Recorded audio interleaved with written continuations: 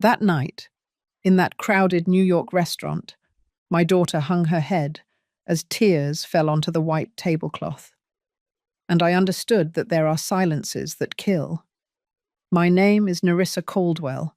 I am 58 years old, a mother, a former wife, and for a long time I believed that maintaining family peace was the most important thing in the world. But that night, something broke inside me. It all started with a reservation, a family dinner to celebrate my grandson's birthday.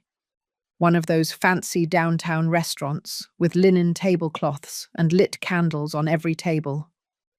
My daughter Olivia had insisted that we all go together, she, her husband Robert, his parents, and me. Since I became a widow 3 years ago, Olivia always makes sure to include me. She is my only child, the light of my eyes, a sweet, educated woman with a brilliant career as an architect, which she put on pause when my grandson was born. I arrived early at the restaurant that night. I was wearing a navy blue dress that my late husband gave me on our last anniversary. In my purse, a handkerchief embroidered with my mother's initials. I always carry it with me. It's my connection to the women who came before me, the women who also learned to keep quiet. Olivia arrived shortly after. I saw her walk in arm with Robert, and something about her face unsettled me. She was smiling, yes, but it was that tight smile a mother recognizes from a mile away. She wore a long-sleeved sweater despite the May heat. "Mum," she greeted me with a kiss on the cheek. Her lips were trembling. "Honey, are you all right?" "Of course, Mum. Just tired." Robert greeted me with that cold cordiality that I had always found strange. A handsome man, from a good family, a successful engineer, the kind of son-in-law any mother would approve of. Or so I thought. Robert's parents arrived. Mr. Armstrong, a heavy-set man in his late 60s, with a gravelly voice and abrupt manners, Mrs. Susan, quiet, always 2 steps behind her husband, her gaze lost somewhere undefined. We sat down and ordered dinner. Everything was proceeding normally until Olivia made a mistake. A mistake so small, so insignificant, it shouldn't even be called that. She ordered red wine instead of white. "Olivia," Robert said, with that controlled voice that chills the blood, "you know perfectly well that I ordered fish. Red wine doesn't pair with it." "I'm sorry, honey, I didn't think." "You never think." The server froze with the glass in his hand.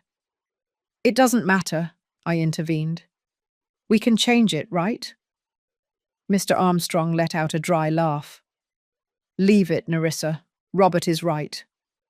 Women today don't even know how to order a glass of wine." I swallowed. Olivia lowered her gaze. And that was when I saw something that chilled me to the soul. As she reached for the bread, the sleeve of Olivia's sweater rode up just a few inches. Barely enough. On her wrist were marks, yellowish bruises trying to heal, the prints of fingers. My heart stopped for a second. "Olivia." She immediately pulled the sleeve down, covering herself, her eyes pleading. "It's nothing, Mum." But I knew. A mother always knows. The dinner continued amidst forced conversation. I barely touched my food. I watched every gesture Robert made toward my daughter, every time she flinched slightly when he got too close, every cutting word disguised as a joke. And then the moment came. The server brought the wrong dessert to the table. A simple mistake. Pecan pie instead of cheesecake. Robert snapped his fingers to call the server. "Is this how you work here?" My wife ordered cheesecake.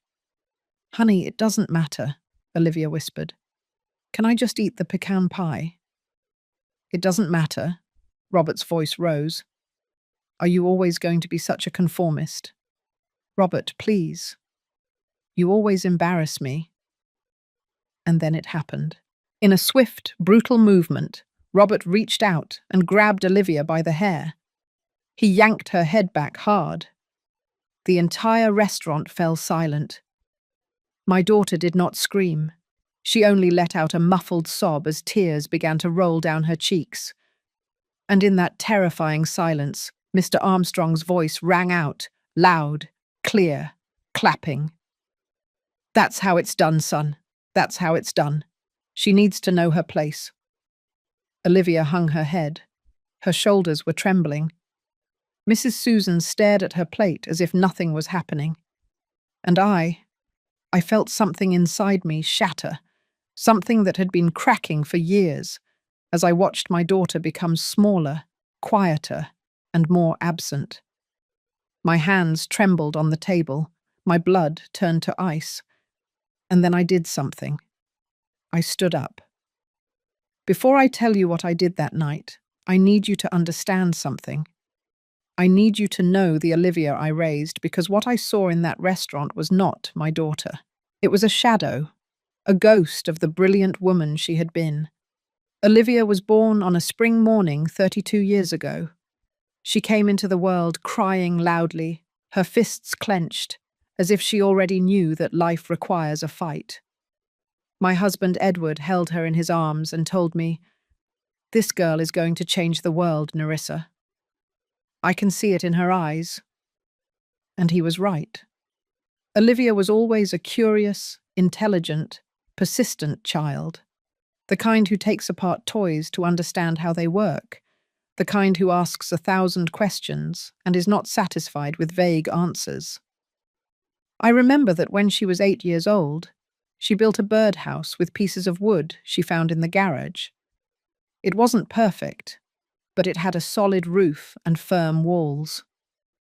"See, Mum," she said proudly, "birds need a safe place too." She grew up loving architecture. She spent hours drawing houses, buildings, bridges. She said she wanted to create spaces where people felt protected, where they could breathe. She studied on scholarships, graduated with honors, got a job at one of the most prestigious firms in the city, earned her own money, had her own apartment, her own life. She was independent.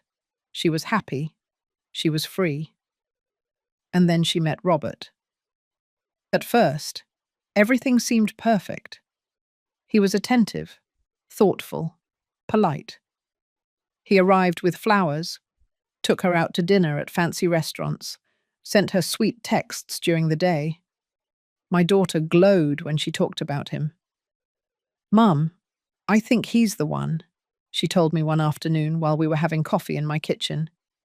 I looked at her bright eyes and smiled. "If you're happy, honey, I'm happy." The wedding was beautiful. A garden full of white roses, a lace dress that Olivia had designed herself, soft music, promises of eternal love. Edward had already passed away by then, but I felt his presence there. I walked my daughter down the aisle and placed her hand in Robert's. "Take care of her," I told him. "With my life," he replied, smiling. The first few months were good, or so it seemed.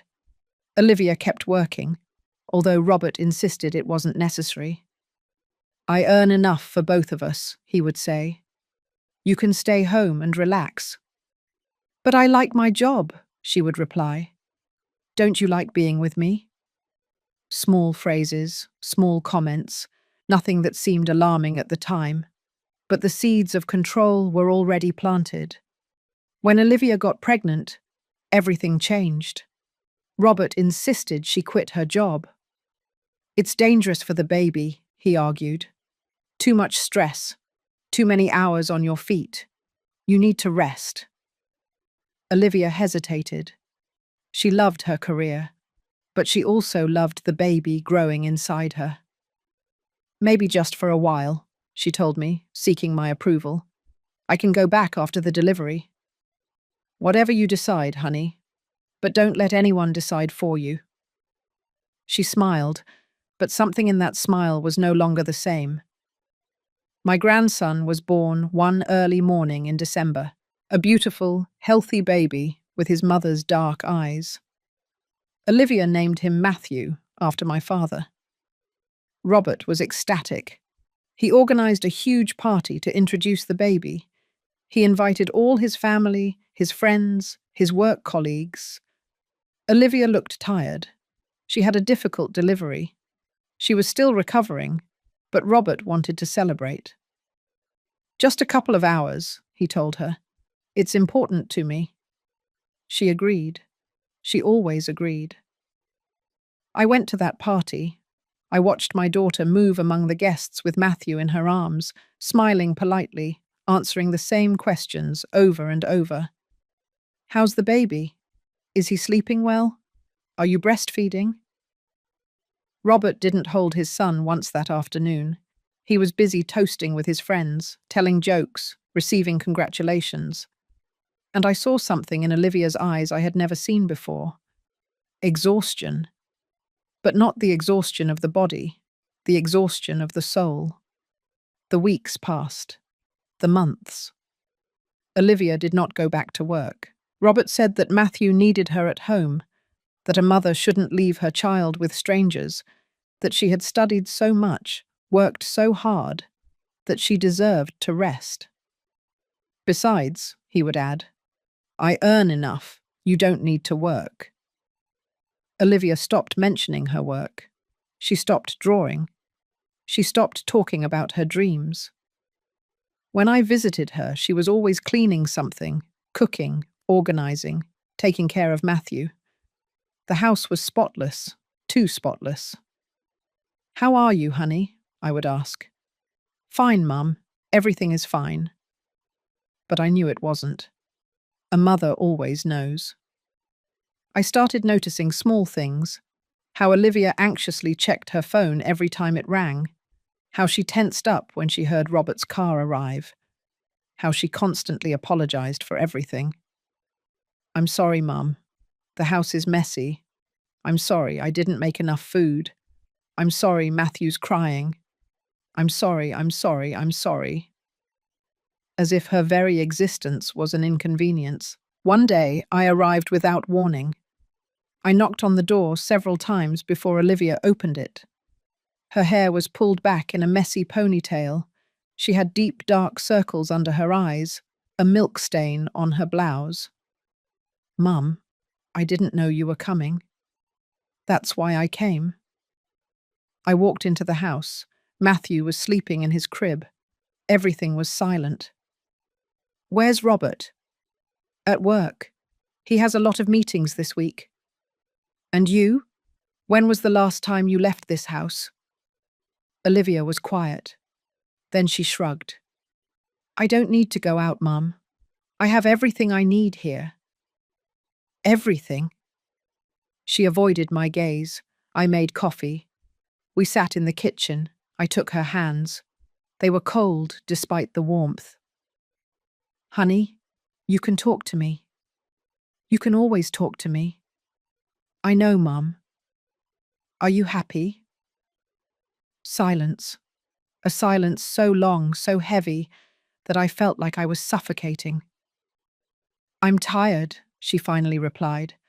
"But all mothers are tired, right?" It wasn't an answer. It was an evasion, but I didn't push. Sometimes the silence of a daughter is louder than the questions of a mother. The months continued to pass. Matthew grew. He learned to crawl, to walk, to say his first words. Olivia dedicated herself to him completely, too completely, as if he was the only thing she had left. Robert worked more and more hours, or so he said. He came home late, left early. He travelled constantly for business. Olivia didn't complain. She never complained. "It's his job, Mum. He has a lot of responsibilities." I watched my daughter fade away, stop laughing, stop dreaming, stop being Olivia. And I didn't know what to do. Because when a daughter smiles and says she's fine, a mother wants to believe her. She needs to believe her. Even if deep down, she knows the truth. One afternoon, while I was watching Matthew so Olivia could rest, I found something. I was looking for a bib in the kitchen drawer when I saw an envelope hidden among the placemats. I shouldn't have opened it, but I did. Inside were photographs. Photographs that Olivia had taken of her own arms, her wrists, her neck. Bruises, marks, evidence. My world stopped. I felt the floor open beneath my feet. I put the envelope back exactly where I had found it. I finished watching Matthew. I waited for Olivia to wake up from her nap. When she came downstairs, I looked her in the eyes. "Honey, I need you to tell me the truth." She turned pale. "What are you talking about, Mum?" "You know what I'm talking about." Her eyes filled with tears. She shook her head. "It's not what you think." "Then what is it?" "Robert's under a lot of stress. Work, responsibilities, pressure. Sometimes he loses control." "But he loves me, Mum. He loves me." "Love doesn't hurt, Olivia. All marriages have problems. These aren't problems. This is violence." She hugged herself, as if protecting herself from my words. "I can't leave him, Mum. I have a son, a family. What are people going to say? What will his family think? And what about you? What about your life?" "My life is my family." I broke down. I knelt in front of her and took her hands in mine. "Honey, please, come home with me, you and Matthew, just for a while, to think clearly." "I can't, Mum. Robert needs me. He's going to change. He promised me." "How many times has he promised you?" Silence. That damn silence. Olivia pulled her hands away from mine and stood up. "Thanks for watching Matthew, Mum. But it's getting late. Robert will be home soon and I need to make dinner." I left that house with a broken heart. I couldn't sleep that night. I hugged my mother's embroidered handkerchief and cried. I cried for my daughter, for her lost bravery, for her buried dreams, for the brilliant woman she had been, who now lived in fear. And I swore I would find a way to help her, even if she wasn't ready to ask for help yet, because a mother never gives up. Never. 6 more months passed. 6 months of forced smiles, brief calls, constant excuses. Olivia always had a reason not to visit me, not to go out, not to live. And then the invitation arrived. A family dinner to celebrate Matthew's birthday at a fancy downtown restaurant, with the entire family present. I agreed to go, although something in my chest warned me that this night would be different. I didn't know how much, but a mother always senses when the storm is coming. Sometimes we trust those we shouldn't too much. Have you also been disappointed by someone you loved? Tell me your story in the comments. I want to read it. The night of the dinner arrived with a light rain, those fine drops that wet silently, like silent tears from the sky. I got ready carefully. The navy blue dress, a discreet pearl necklace, comfortable shoes. I put my mother's embroidered handkerchief in my purse, as always. I touched it with my fingers before closing the clasp. "Give me strength, Mom," I whispered. I arrived at the restaurant 15 minutes before the agreed-upon time. I've always been punctual. It's one of those things Edward valued about me. "Nerissa, one never has to wait for you," he would say, smiling. How much I missed him, how much I needed his presence that night. The restaurant was elegant. White tablecloths, silver cutlery, lit candles on every table, soft background music, the kind of place where people speak in low voices and servers walk without making noise. I sat down at the reserved table, a large, round table, near the window. From there I could see the wet street, the cars passing, the people walking under their umbrellas. I ordered a glass of water and waited. Olivia arrived shortly after. I saw her walk in arm with Robert, and something in my stomach tightened. She was wearing a beige dress with small flowers, discreet, almost childish. It wasn't her style. Olivia had always preferred strong colours, modern designs, clothes that spoke of her personality. But this woman walking toward me seemed to want to disappear. Her hair was pulled back in a low bun, without a single strand out of place. Her makeup was perfect, but excessive, as if she were trying to cover something. And her eyes were dim. "Mum," she greeted me with a kiss on the cheek. She smelled of expensive perfume and fear. "Honey, it's good to see you." I hugged her. I felt her bones too pronounced under the dress. She had lost weight. "Where is Matthew?" I asked. "With a sitter," Robert replied before she could speak. "This is an adult dinner. The child would be restless." I didn't say anything, but it seemed strange. It was Matthew's birthday. Why celebrate without him? Robert pulled out the chair for Olivia. She sat down carefully, as if every movement required permission. "You look beautiful, Mum," Olivia said, forcing a smile. "You too, honey." A lie. She looked tired, hollow-eyed, fragile. Robert sat down next to her and immediately picked up his phone. He started checking emails, answering messages, completely oblivious to our presence. Olivia looked at her hands in her lap. "How have you been, Mum?" she asked softly. "Fine, honey. Busy with the garden. The roses are blooming beautifully this year." "That's nice." "You should come see them, you and Matthew. We could spend the afternoon together."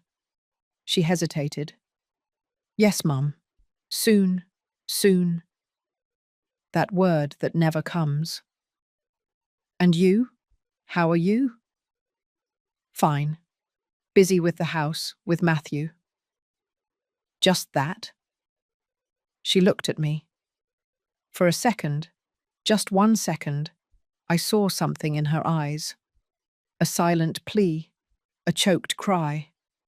But then Robert looked up from his phone. "Olivia is perfectly fine, Nerissa. She has everything she needs. A beautiful house, a healthy son, a husband who works hard to give her a good life." "I don't doubt that, Robert." He smiled, but the smile didn't reach his eyes. Robert's parents arrived. Mr. Armstrong entered the restaurant as if he owned the place. Loud voice, abrupt manners, a presence that took up more space than necessary. Mrs. Susan walked behind him, quiet, looking down, a shapeless grey dress and worn shoes. "Family!" Mr. Armstrong exclaimed, opening his arms. Robert immediately stood up and hugged his father. Olivia stood up too, but kept to the side, waiting. "Olivia," Mr. Armstrong said, looking her up and down, "thinner every day. Isn't my son feeding you?" "I'm fine, Mr. Armstrong." "Good, good. Women and their diets." Mrs. Susan greeted me with a nod. We all sat down. The server arrived with the menus. "Good evening. Can I get you something to drink while you decide?" "Whiskey double," Mr. Armstrong ordered. "And bring a pitcher of water, with ice." "White wine for me," Robert said. "White wine for me too," I added. The server looked at Olivia. "And for you, ma'am?" Olivia hesitated. She looked at the menu. Then she looked at Robert. "White wine too?" she asked, as if asking for permission. He didn't even look at her. "Whatever you want." She took a breath. "Red wine, please." And there it was. That moment so small, so insignificant, so absurdly trivial. Robert looked up from his phone. Slowly, like a predator who has just spotted movement. "Red wine?" Olivia blinked. "Yes, why?" "I'm ordering fish. Red wine doesn't pair with fish." "Oh, I'm sorry, I didn't think about that. Can I change it?" "You never think." The words fell like stones onto the table. The server froze, notebook in hand, unsure what to do. I intervened. It doesn't matter. Olivia can order whatever she wants, right? We're not taking a sommelier exam. I tried to sound light, casual, but my voice came out tight. Mr. Armstrong let out a dry laugh. Leave it, Nerissa. Robert is right. Women today don't even know how to order a glass of wine. In my day, wives would first ask what their husband was ordering before requesting anything. Mrs. Susan lowered her gaze to her lap. Olivia shrunk in her chair. I'm sorry, she whispered. I'll switch to white wine. Honey, you don't have to. White wine is fine, Mum. The server quickly wrote it down and backed away as if escaping a fire. I stayed quiet. I swallowed. I felt my mother's handkerchief in my purse, like an anchor. The conversation continued. Mr. Armstrong talked about politics, business, how much he had achieved in his life. Robert nodded, commented, laughed at the appropriate times. Mrs. Susan ate in silence. Olivia pushed the food around on her plate without taking a bite. I watched. I watched every detail. How Olivia kept her hands on the table, visible, as if she needed to prove she wasn't doing anything wrong. How she flinched every time Robert spoke loudly. How she constantly checked her phone, anxiously. And then I saw it. As she reached out for the bread basket, the long sleeve of her dress went up just a few inches, barely enough. On her wrist were marks, bruises in different stages of healing, some yellowish, others greenish, some still purple, clear, unmistakable finger marks. My blood froze. Olivia, she noticed my gaze. Immediately she pulled the sleeve down, covering herself, her eyes filled with panic. It's nothing, Mum, she whispered. It's nothing. Mum, please. Robert noticed the exchange. Is something wrong? No, Olivia replied quickly. Nothing. Everything's fine. He narrowed his eyes. Then he smiled. Nerissa, more wine? No, thank you. I wanted to scream. I wanted to grab my daughter and run out of there. I wanted to call the police, a lawyer, anyone. But Olivia looked at me with pleading eyes. Not now, please. Not now. So I stayed quiet, and I hated myself for it. The dinner continued. The main course arrived. Fish for Robert, chicken for Mr. Armstrong, salad for Olivia. Just salad? Mr. Armstrong asked. Dieting again? I'm not very hungry, she replied. Women and their silly habits, he commented, shaking his head. Mrs. Susan didn't say anything.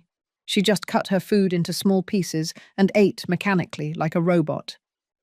Robert talked to his father about a work project, a new building in the financial district, a major investment.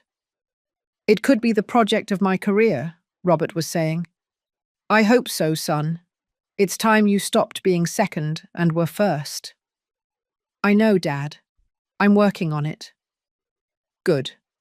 A man should be the best. In everything. At work. At home. In life. That's right. Olivia moved her fork over the salad without eating. I tried to breathe normally, and then the dessert arrived. The server brought a tray with different options. Mr. Armstrong ordered pecan pie. Robert ordered cheesecake. Mrs. Susan said she didn't want anything. I ordered coffee. The server looked at Olivia. And for you, ma'am? Cheesecake too, please. The server nodded and walked away. A few minutes later, he returned with the tray. Pecan pie for Mr. Armstrong, coffee for me, and 2 plates of cheesecake, except that one wasn't cheesecake. It was pecan pie. The server placed it in front of Olivia. Excuse me, she said softly. I ordered cheesecake. Oh, I'm so sorry. Let me change it for you. No, it doesn't matter, she said quickly. I can eat the pecan pie. No problem. Ma'am, it's no trouble. Seriously, it's fine. But Robert had already raised his hand. Excuse me. The server approached nervously. Yes, sir. Is this how you work here? Do you bring whatever you feel like? I'm very sorry, sir. It was a mistake. Can I change it? My wife ordered cheesecake. Robert, it doesn't matter, Olivia whispered. Really, I can eat the pecan pie. He turned to her. It doesn't matter. His voice was low, controlled, but there was something underneath, something dark. Honey, it's just dessert. Are you always going to be such a conformist? I'm not being conformist. You always embarrass me. His voice rose. Nearby tables began to look over. Robert, please, people are watching. I don't care what people think. And then it happened. In a swift, brutal, unexpected movement, Robert reached out and grabbed Olivia by the hair. By the hair. He yanked her head back hard. The entire restaurant fell silent. A silence so dense, so absolute, that I could hear my own heart beating. Olivia did not scream. She did not defend herself. She only let out a muffled sob, a sound that came from the deepest part of her soul, as tears began to roll down her cheeks. Her hands clung to the table, trembling. Her neck was twisted at an unnatural angle, and no one moved. The server froze. The diners looked, but no one intervened. Mrs. T. Susan looked down at her plate as if nothing was happening. And in that terrifying silence, in that moment frozen in time, a voice rang out, loud, clear, clapping. Mr. Armstrong, that's how it's done, son, he shouted, hitting the table with an open palm. That's how it's done. She needs to know her place. A woman who doesn't respect her husband needs to be taught. Well done. Robert let go of Olivia's hair. She slumped back in her chair, her shoulders shaking, her hands covering her face. She was crying, crying silently, like someone who has learned that her tears don't matter. And I felt something inside me break, something that had been holding me together, keeping me calm, controlled, polite, something that shattered into 1,000 pieces. My hands trembled on the table. My blood turned to ice and fire at the same time. I felt my mother's handkerchief in my purse. I felt Edward's presence beside me. I felt all the women in my family, all those who kept quiet, all those who endured, all those who didn't have a voice. And I stood up. As I tell all this, I think about where you might be listening to me. Write the name of your city in the comments. I stood up, and in that moment the whole world seemed to stop. All eyes turned to me. The diners, the servers, the restaurant manager watching from the entrance. Robert looked at me with surprise, Mr. Armstrong with contempt, Mrs. Susan with fear, and Olivia. Olivia looked at me with pure panic. No, Mum. Please don't. I could read her thoughts as if she were screaming them, but there was something stronger than my daughter's fear. There was something that had been growing inside me for years. Since the first time I noticed the change in her eyes, since the first excuse, since the first bruise she tried to hide. Years of silence, years of ignored signs, years of believing it wasn't my place to intervene. But that night, the silence ended. I extended my hand toward Olivia. Honey, stand up. My voice came out firm, firmer than I felt inside. Olivia shook her head, tears streaming down her cheeks. Mom, no. Stand up. Nerissa, Robert intervened, with that controlled voice that was scarier than shouting. I think you're misunderstanding the situation. Misunderstanding? It was a moment of tension, nothing more. Olivia knows that sometimes I get nervous. It's work stress. She understands. I looked at my daughter. She nodded. She nodded her head like a broken puppet. It's true, Mum. It was a difficult moment. Robert has a lot of pressure at work. I understand. You understand? Yes. You understand him pulling your hair in public. Mom, please. You understand him humiliating you in front of all these people. He didn't humiliate me. Olivia. My voice cracked. The entire restaurant was watching us. Mr. Armstrong wiped his mouth with his napkin and stood up too. Nerissa, I think it's better if you calm down. You're making a scene. This is a family matter between husband and wife. We don't need your drama. Drama? Yes. Women of your generation always exaggerate everything. A little discipline never hurt anyone. Look at my Susan. 50 years of marriage and never a problem, because she knows her place. I looked at Mrs. Susan. She was still sitting, motionless, her gaze lost somewhere on the tablecloth. 50 years. 50 years, bars of silence. And suddenly I understood everything. I understood why Robert was the way he was. I understood where that cruelty disguised as politeness came from. I understood that this violence had deep roots, generations of silenced women, of men who believed they had rights over them. Mr. Armstrong, I said slowly, with all due respect, you are not going to tell me how to raise my daughter or how to protect her. You don't need to protect her from her own husband. Oh, I don't. I walked toward Olivia. She tried to back away, but there was no more room. I gently took her arm. Forgive me, honey. Mum, no. I pulled up the sleeve of her dress. There they were, the bruises, the marks, in different shades of yellow, green, purple, some recent, others older, clear finger marks on her wrist, pressure marks on her forearm. I held them up so everyone could see.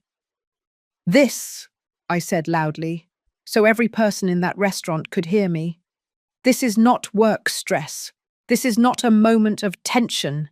This is not discipline. My voice was trembling, but I didn't stop. This is violence, this is abuse, and this will never be kept silent again. Olivia tried to pull her arm free, sobbing. Mom, please, you're embarrassing me. I'm embarrassing you? The words hurt more than anything. Robert stood up abruptly, knocking his chair backward. That's enough. We're leaving. No, I said firmly. Olivia is leaving with me. Olivia is my wife. She goes where I say. Olivia is my daughter, and she is not going anywhere where she is in danger. Danger? Robert let out a dry laugh. What danger? I give her a house, food, clothes, everything she needs. What more does she want? Respect, dignity, safety. I have her in a $500,000 house. That's enough respect. Mr. Armstrong intervened, siding with his son. Nerissa, you are interfering in a marriage. That is not done. Couples' problems are resolved at home, not in public. And when do those couples' problems end? When my daughter ends up in the hospital or in the cemetery? The silence that followed was deafening. Mrs. Susan let out a muffled gasp but did not look up. She's being dramatic, Robert said. Dramatic? Look at her arm. Look at it. She fell. She fell? Yes, she's clumsy. She's always been clumsy. Olivia immediately nodded. It's true, Mum. I fell down the stairs. It was nothing. And these other marks? Did you fall too? Mum. How many times have you fallen, Olivia? Silence. How many?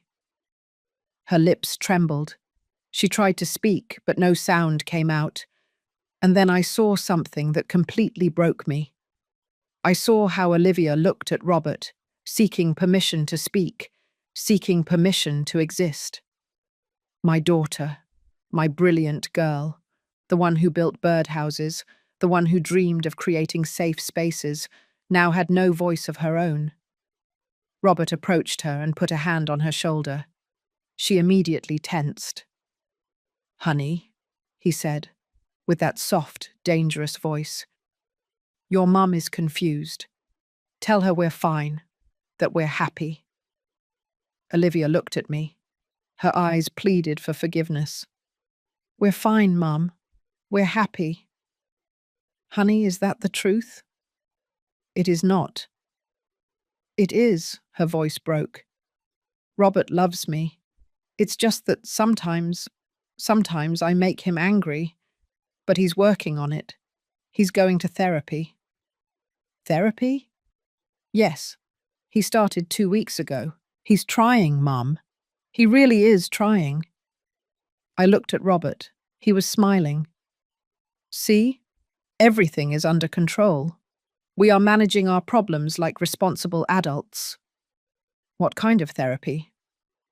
"Anger management," he replied without hesitation.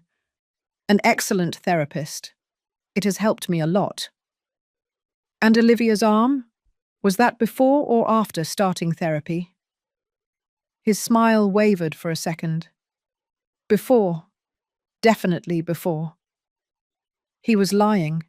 I could see it in his eyes. But Olivia defended his lie. "It's true, Mum. Robert is changing. Give him a chance, please." "Honey, this is not— Mum, I love you. But this is not your decision. It's mine. And I choose to stay with my husband, with the father of my son." Those words pierced me like knives. "Even if he hurts you?" "He's not hurting me. Not anymore." "Olivia, Mum, please, just let it go. Please."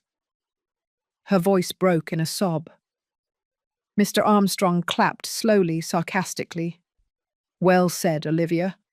A woman with common sense, not like these modern feminists who want to destroy families." I turned toward him. "Mr. Armstrong, with all due respect, you and your way of thinking are the reason why women like my daughter believe they deserve to be treated like this." "Treated how? With a roof over her head? With food on the table?" "With violence. With contempt. With control." "That's not violence, that's marriage. Couples fight. That's how it's always been." "No, that's not how it has to be." "Well, in my house for 50 years, it has worked perfectly." I looked at Mrs. Susan again. She was still motionless. But I saw something in her eyes. Something that wasn't peace. It was resignation. It was death in life. 50 years. And suddenly I knew I couldn't save Mrs. Susan. It was too late for her.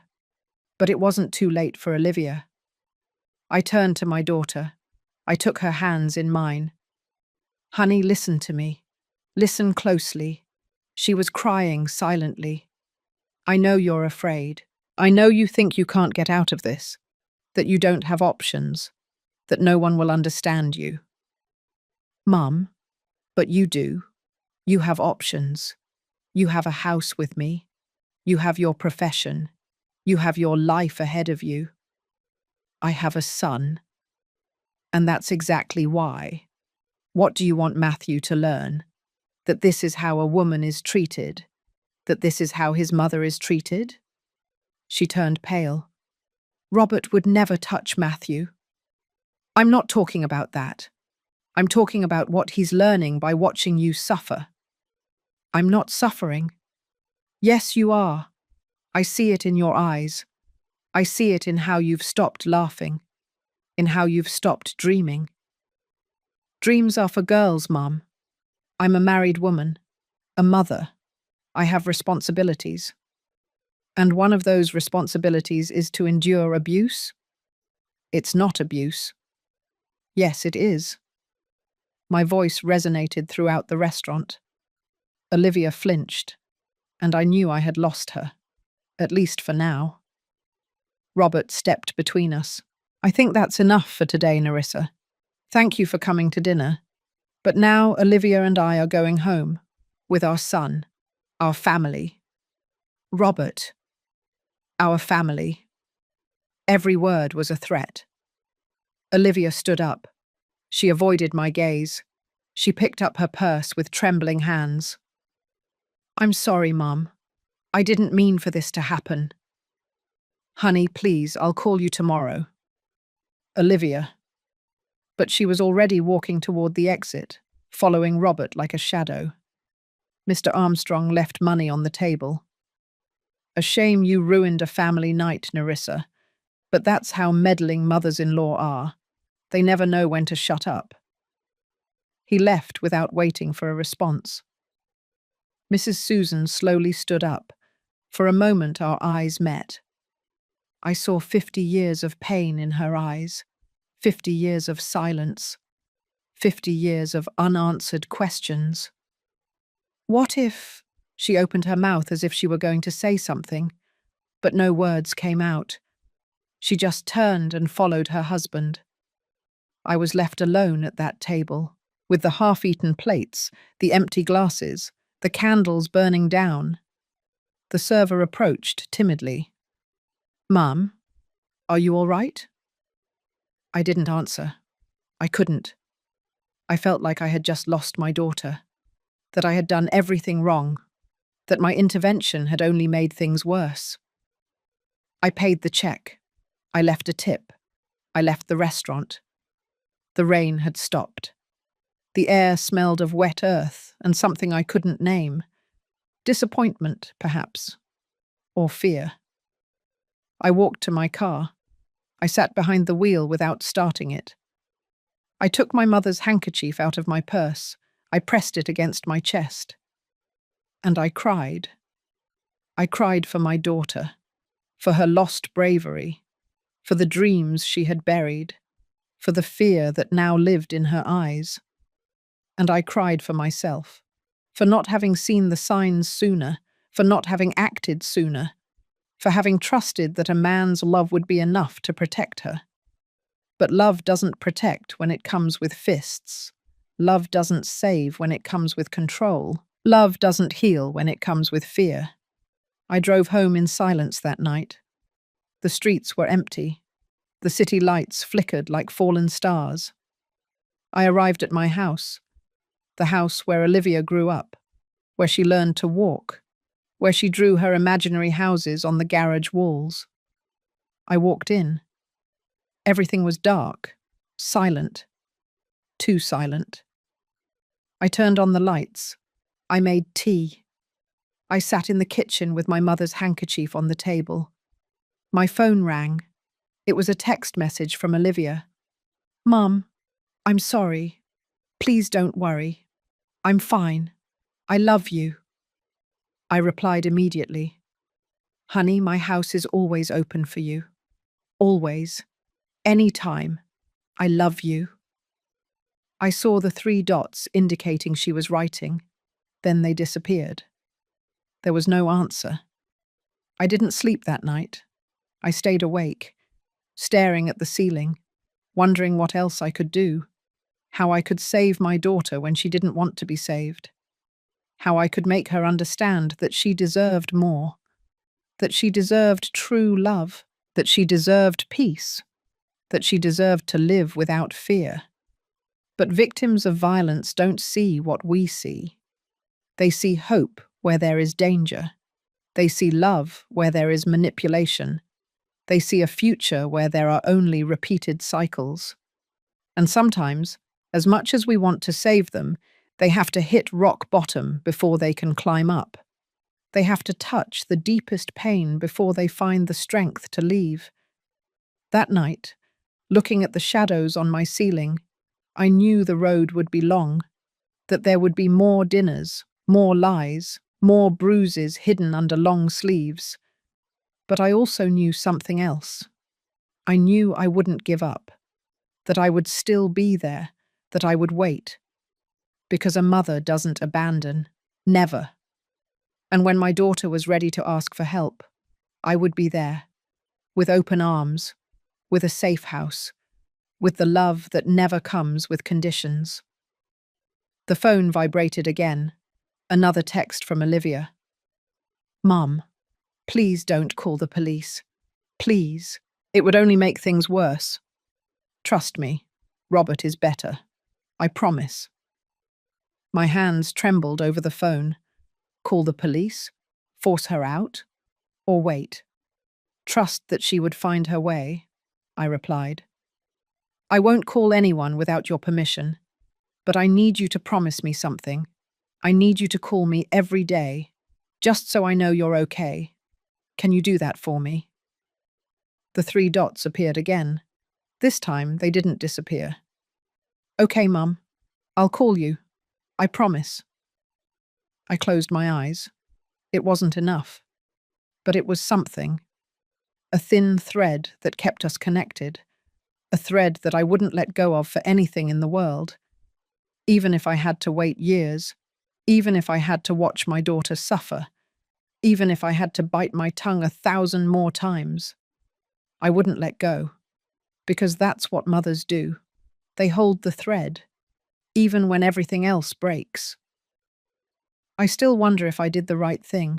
And you? What would you have done in my place? The days that followed were the longest of my life. Every morning I woke up with a tight heart, checking my phone immediately, waiting for Olivia's message. Sometimes it came early, at 7 o'clock in the morning. Good morning, Mum. All good. I love you. Other times it came late, at 11 o'clock, at 12 o'clock in the afternoon. And I spent those hours in agony, imagining the worst. Was she okay? Had he hurt her again? Had he crossed that line from which there is no turning back? The messages were always short, dry, lifeless, as if she were writing them with Robert looking over her shoulder, and she probably was. I tried calling her several times, but she never answered. Just text messages. Sorry, Mum. Matthew's crying. I'll text you later. Sorry, Mum. I'm busy with the house. Talk later. Sorry, Mum. Robert and I have plans. I'll call you tomorrow. There was always a reason. There was always an excuse. And I knew they weren't hers. 2 weeks passed. 2 weeks of cold messages and unanswered calls. 2 weeks of sleepless nights. Hugging my mother's handkerchief, wondering what to do. I consulted with a lawyer specializing in domestic violence. A woman named Patricia, with tired eyes and firm hands. Is your daughter willing to press charges? She asked me. No. Do you have evidence? Photographs? Messages? Witnesses? The marks on her body, the scene at the restaurant. There must be people who saw. But is any of them willing to testify? Silence. Nerissa, Patricia said in a soft but direct voice. I understand your pain. Believe me, I've seen hundreds of cases like this. But without your daughter's cooperation, legally you can't do much. Then what? Do I wait for her to end up in the hospital? Or worse? No. You wait until she's ready. In the meantime, you maintain communication. You let her know she has options, that she has support. And when she decides to leave, and believe me, that day will come, you will be there to welcome her. And if that day never comes? Patricia looked at me with a mixture of compassion and realism. Sometimes it does, sometimes it doesn't. But if you pressure her too much, you push her further away. The control he exerts over her is psychological. She needs to feel that she has power over her own decision, even if that decision is to stay. How can I stand by and do nothing? You don't stand by and do nothing. You prepare. Document everything. Save the messages. If you see new marks, photograph them. Look for witnesses. And above all, stay close. because when she decides to leave, it will probably be fast, and she will need you to be ready. I left that office with a folder full of information: restraining orders, shelters, helplines, legal protocols, and a huge weight on my chest, because all of that required Olivia to say, "Yes, I need help." And she wasn't there yet. One afternoon, 3 weeks after the restaurant dinner, I decided to visit her, unannounced. I knew Robert worked late on Thursdays. It was my chance to talk to her alone. I drove to their house, a beautiful house in an exclusive neighborhood. 2 stories, a manicured lawn, a fountain at the entrance. The kind of house that appears in magazines. But I knew what was inside. I rang the doorbell. No one answered. I rang again. Nothing. I was about to leave when I heard footsteps. The door opened just a few inches. Olivia poked her head out. "Mum, what are you doing here?" Her voice sounded scared. "I came to see you. Can I come in?" She hesitated. "Robert's not here." "I know. That's why I came." She looked back, as if someone might be listening. "It's not a good time, Mum." "Olivia, please. I just want to see you, talk to you. 5 minutes." Her eyes filled with tears. "Mum, please." She finally opened the door. I quickly stepped inside before she could change her mind. The house was spotless. Too spotless. Like a museum, without life. The curtains were drawn even though it was a sunny afternoon. The living room was dark, cold. "Where is Matthew?" I asked. "Sleeping his nap." "Can I see him?" "Better not. If we wake him up, he'll be grumpy all afternoon." I nodded. We sat in the living room. She was on the edge of the sofa, hands in her lap, tense. "How have you been?" I asked. "Fine." "Really?" "Yes, Mum. Really." But her voice was trembling. I watched her closely. She was wearing a turtleneck sweater despite the warmth, long pants, her hair pulled back in a tight ponytail, covering herself, always covering herself. "Honey, I need you to tell me the truth." "I'm telling you the truth. Has Robert hurt you again?" She stiffened. "No, Olivia. No, Mum. I told you he's going to therapy. He's better." "Then why are you afraid of me being here?" "I'm not afraid." "Yes, you are. I can see it." She stood up abruptly. "I think it's better if you leave." "Olivia, wait." "No, Mum. You can't just come here without warning. Robert is going to get angry." "And so what if he gets angry?" "Because I live with him." Her voice broke. "Because I have to live with him every day. And every time you do something like this, every time you interfere, it puts him in a bad mood. And I'm the one who has to deal with it." Her words hit me like punches. "Honey, I just want to help you." "Well, you're not helping me. You're making things harder." "Harder than what? Harder than living in fear?" "I don't live in fear." "You are trembling right now." She hugged herself. "Go, Mum. Please. Before Robert gets home." "He won't be home for hours." "You don't know that. Sometimes he leaves early, sometimes he checks the cameras." "Cameras?" She turned pale. Something had been revealed that shouldn't have been. "What cameras, Olivia?" "Nothing. Forget it." "Does he have cameras watching you?" "They're security cameras, to protect the house." "Where are they?" "Mum." "Where?" She nodded toward the corners. I saw small, discreet cameras in the living room, in the hallway. "How many are there?" "I don't know. Several." "In the whole house?" She didn't answer. "In the bedroom too?" Silence. "My God, Olivia." "It's normal, Mum. Lots of houses have security cameras, and he checks them, sometimes, to watch you, to protect us. That's not protection. That's control. Stop, she yelled. Stop telling me what my marriage is like. You don't understand anything. Her scream woke Matthew. We heard him crying upstairs. Olivia put her hands to her face. Look what you did. You woke him up.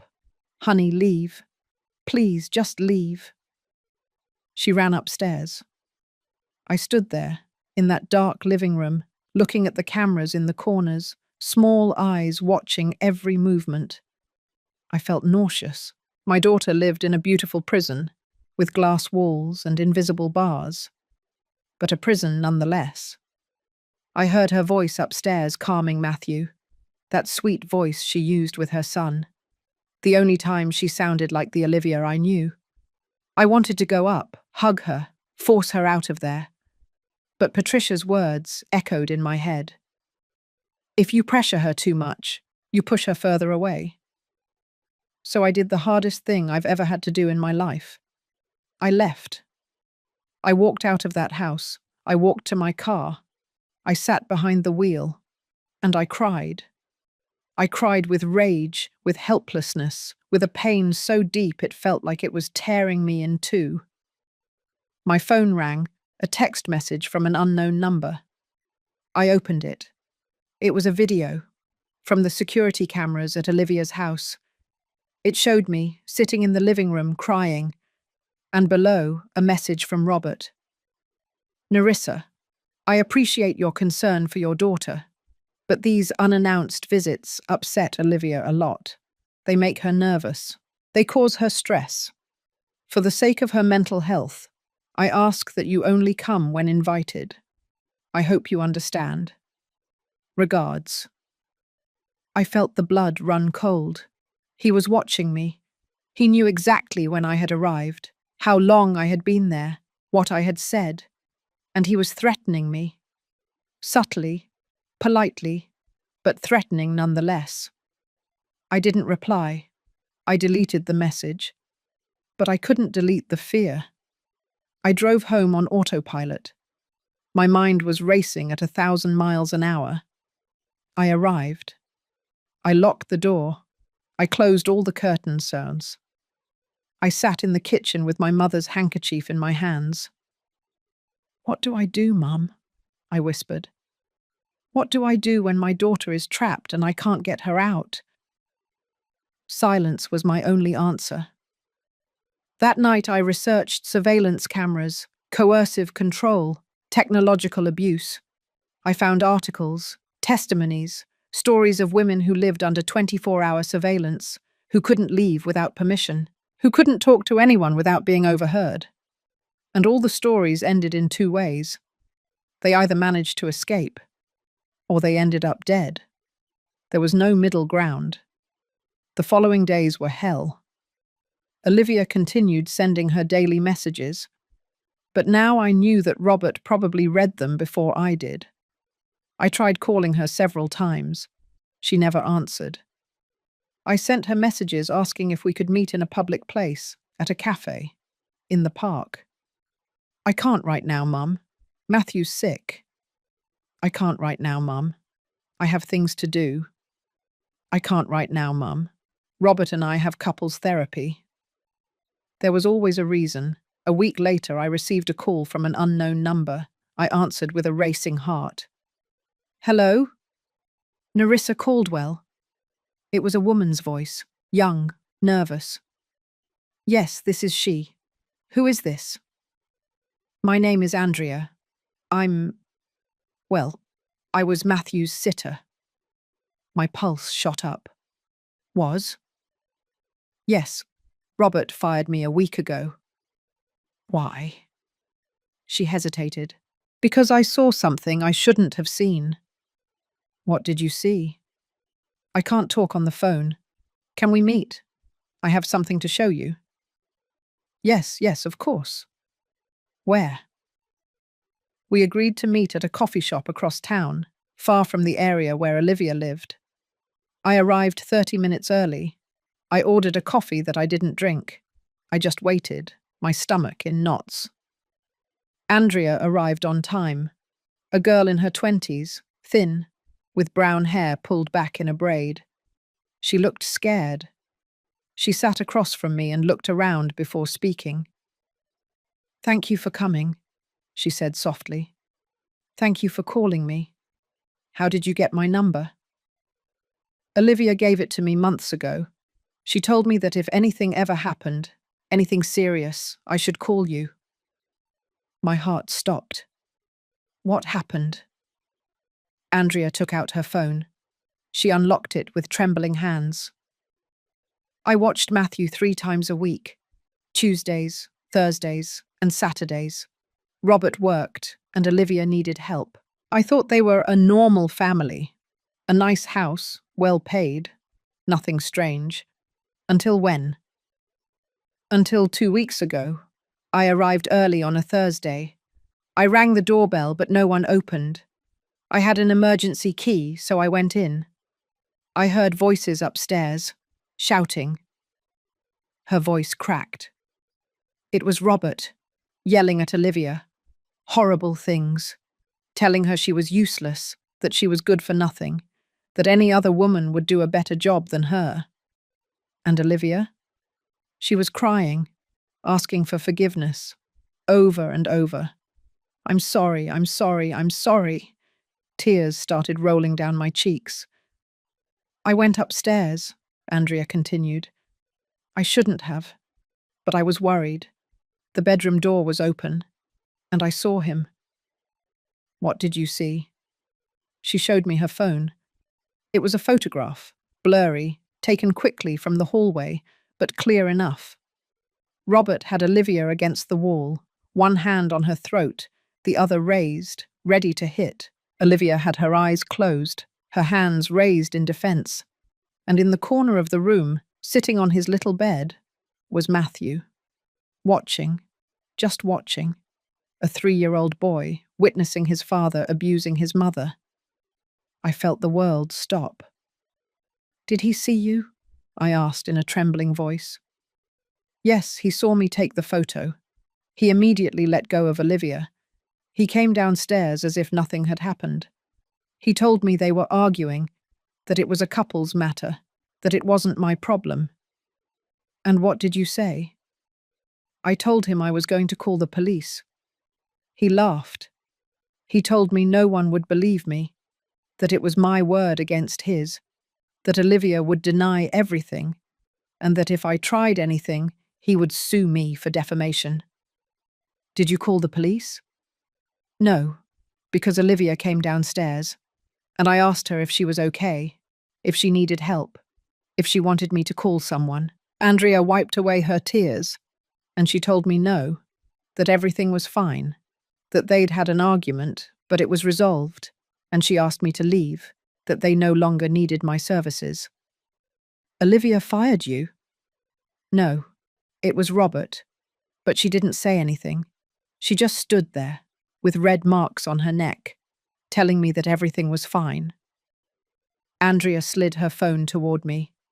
"This photo is yours. Do what you have to do with it. I tried to help, but I can't do any more." I took the phone with trembling hands. I looked at the image again. My daughter, against the wall, hands raised, waiting for the blow, and my grandson, witnessing it all. Can I send this photo to myself? Yes, that's why I brought it. I sent the image to my phone. I deleted the message immediately. "Andrea, would you be willing to testify? If this goes to trial, would you say what you saw?" She turned pale. I don't know. He threatened me. He said he has lawyers, that he would ruin me." "I understand, but if necessary, would you consider it?" She nodded slowly. "If it helps Olivia, yes, I would." "Thank you. Thank you for calling me, for trusting me. Olivia is a good woman. She doesn't deserve this. No one does." Andrea stood up to leave, but before she did, She turned around. One more thing. Matthew has started having nightmares. Olivia told me he wakes up crying every night, screaming, saying he's scared. Scared of what? Of Daddy? Those two words broke me. Andrea left. I stayed sitting in that coffee shop, looking at the photograph on my phone, the evidence I needed, the proof that these weren't just couples' fights.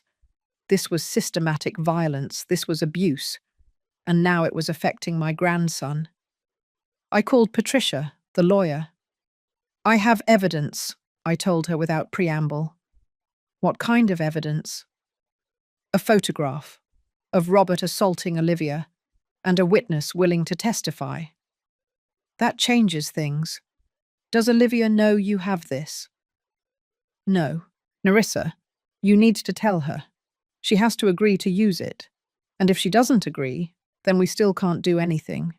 The victim has to want to leave. But my grandson...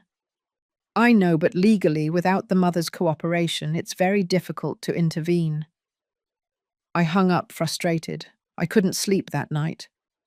I stayed looking at the photograph on my phone, over and over, until I memorized it, until it was etched in my mind forever.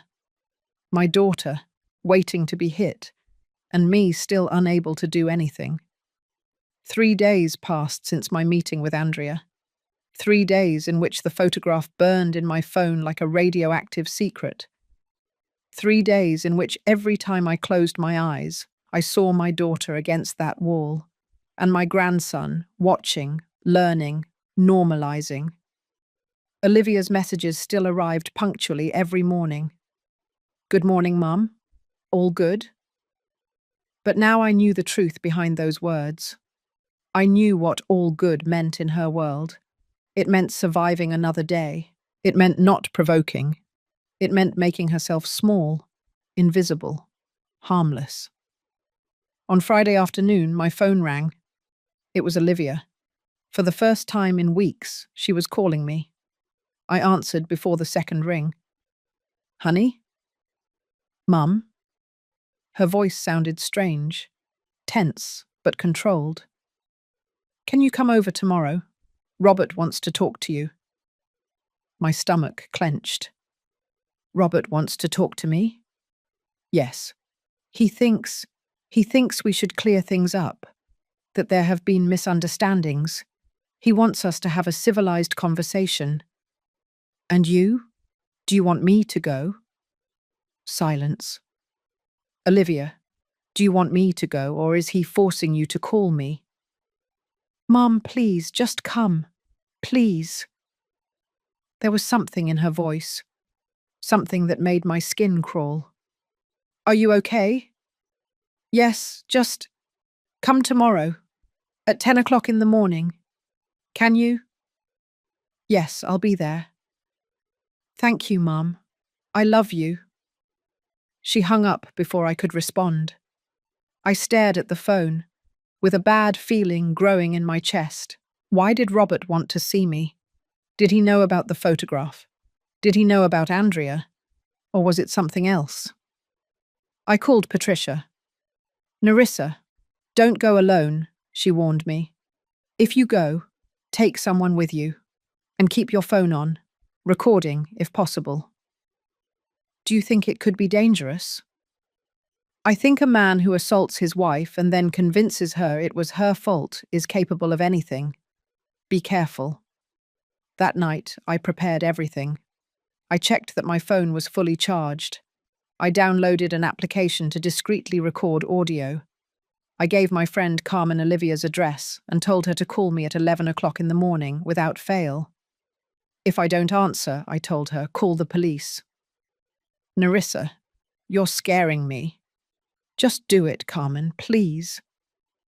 I slept little. I dreamed of Olivia as a child, building her birdhouse. Birds need a safe place too, she would say in the dream. But when I looked inside the birdhouse, it was empty. The birds had left or had never arrived. Saturday dawned cloudy, grey, as if the sky itself anticipated what was to come. I dressed carefully, comfortable but dignified clothes. I put my mother's handkerchief in my purse. I checked that my phone was working and drove to Olivia's house. I arrived at exactly 10 o'clock.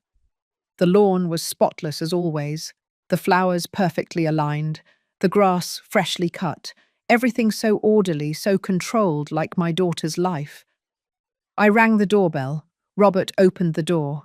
He was wearing an immaculate white shirt, dress pants, an educated smile that didn't reach his eyes. "Nerissa, thank you for coming. Please come in." His courtesy put me on edge. I walked in. The house was dim again, curtains closed, lights low. Olivia was sitting in the living room, wearing a grey turtleneck sweater and black pants, her hair pulled back, no makeup. She looked like a ghost. "Hello, Mum," she said without standing up. "Honey." I sat across from her. Robert sat down next to her, too close, with a possessive hand on the back of the sofa, behind Olivia's shoulders. "Where is Matthew?" I asked. "With my parents," Robert replied. "We thought it was better to have this conversation without distractions." I nodded slowly. I discreetly activated the recording on my phone inside my purse. "All right," Robert said, crossing his legs with a studied calm. "Nerissa, we called you because I think there has been a series of misunderstandings between us." "Misunderstandings?" "Yes. I know what you saw at the restaurant worried you, and I understand why. From the outside, it might have looked bad, but appearances are deceiving." It didn't look like an appearance. It looked like violence. It was an unfortunate moment. I was under a lot of stress. Olivia and I had argued all week about various matters, and I snapped, I admit it, but I have been working on it. So I was told. "See, I am aware of my problems. I am going to therapy. I am striving to be better. But I need you to give me space, to trust that we can resolve our problems without external interference."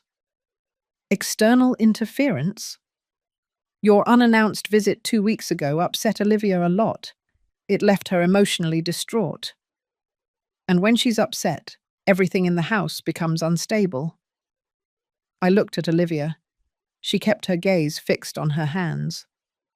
"Honey, is that true?" She nodded without looking up. "Yes, Mum. When you came, it was difficult." "Difficult how?"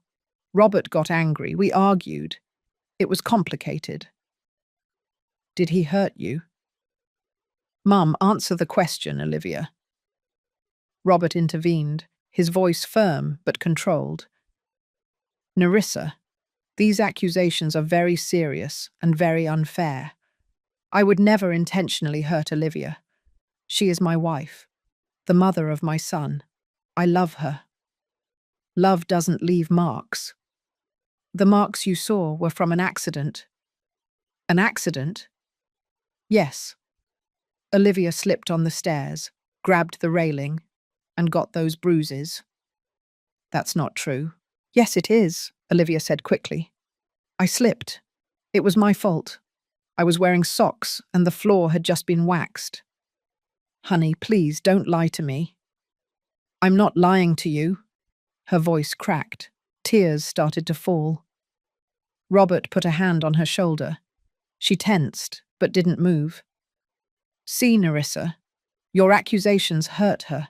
They make her feel like you don't trust her, that you think she's incapable of taking care of herself." "I don't think that. I think she's in danger." "Danger?" Robert let out a dry laugh. "Look around you. This house is worth over $1 million. Olivia has everything she needs: clothes, food, security. I work 60 hours a week to give her this life. Does that look like danger to you?" "Danger isn't always financial." "Then what is it? Psychological? Emotional?" "Nerissa, Olivia is fine. She's happy. She has a family. Why do you insist on creating problems where there are none?" "Because I saw the bruises. Because I saw you pull her hair. because I saw the fear in her eyes. The fear of you, of your judgments, of your interference. His words were like slaps. I looked at Olivia. Is that true? Are you afraid of me? She sobbed silently. I just want my family to be at peace, Mum. Just that. And is it at peace? Silence. Robert stood up. He walked toward the window with his hands in his pockets. When he spoke, his voice was harsher. Nerissa, I'm going to be very clear with you. I appreciate that you love your daughter, but you are interfering in my marriage. You are causing problems, and I need you to stop. Or what? He turned around slowly. Or am I going to have to take legal measures to protect my family? Are you threatening me? I am informing you. If you continue to harass Olivia, if you continue visiting without permission, if you continue spreading rumors about me, I will file for a restraining order. A restraining order? Against her mother? If necessary, yes, for the emotional well-being of Olivia and Matthew. This is ridiculous. Is it? You have a history of unsolicited visits, constant calls, disturbing messages.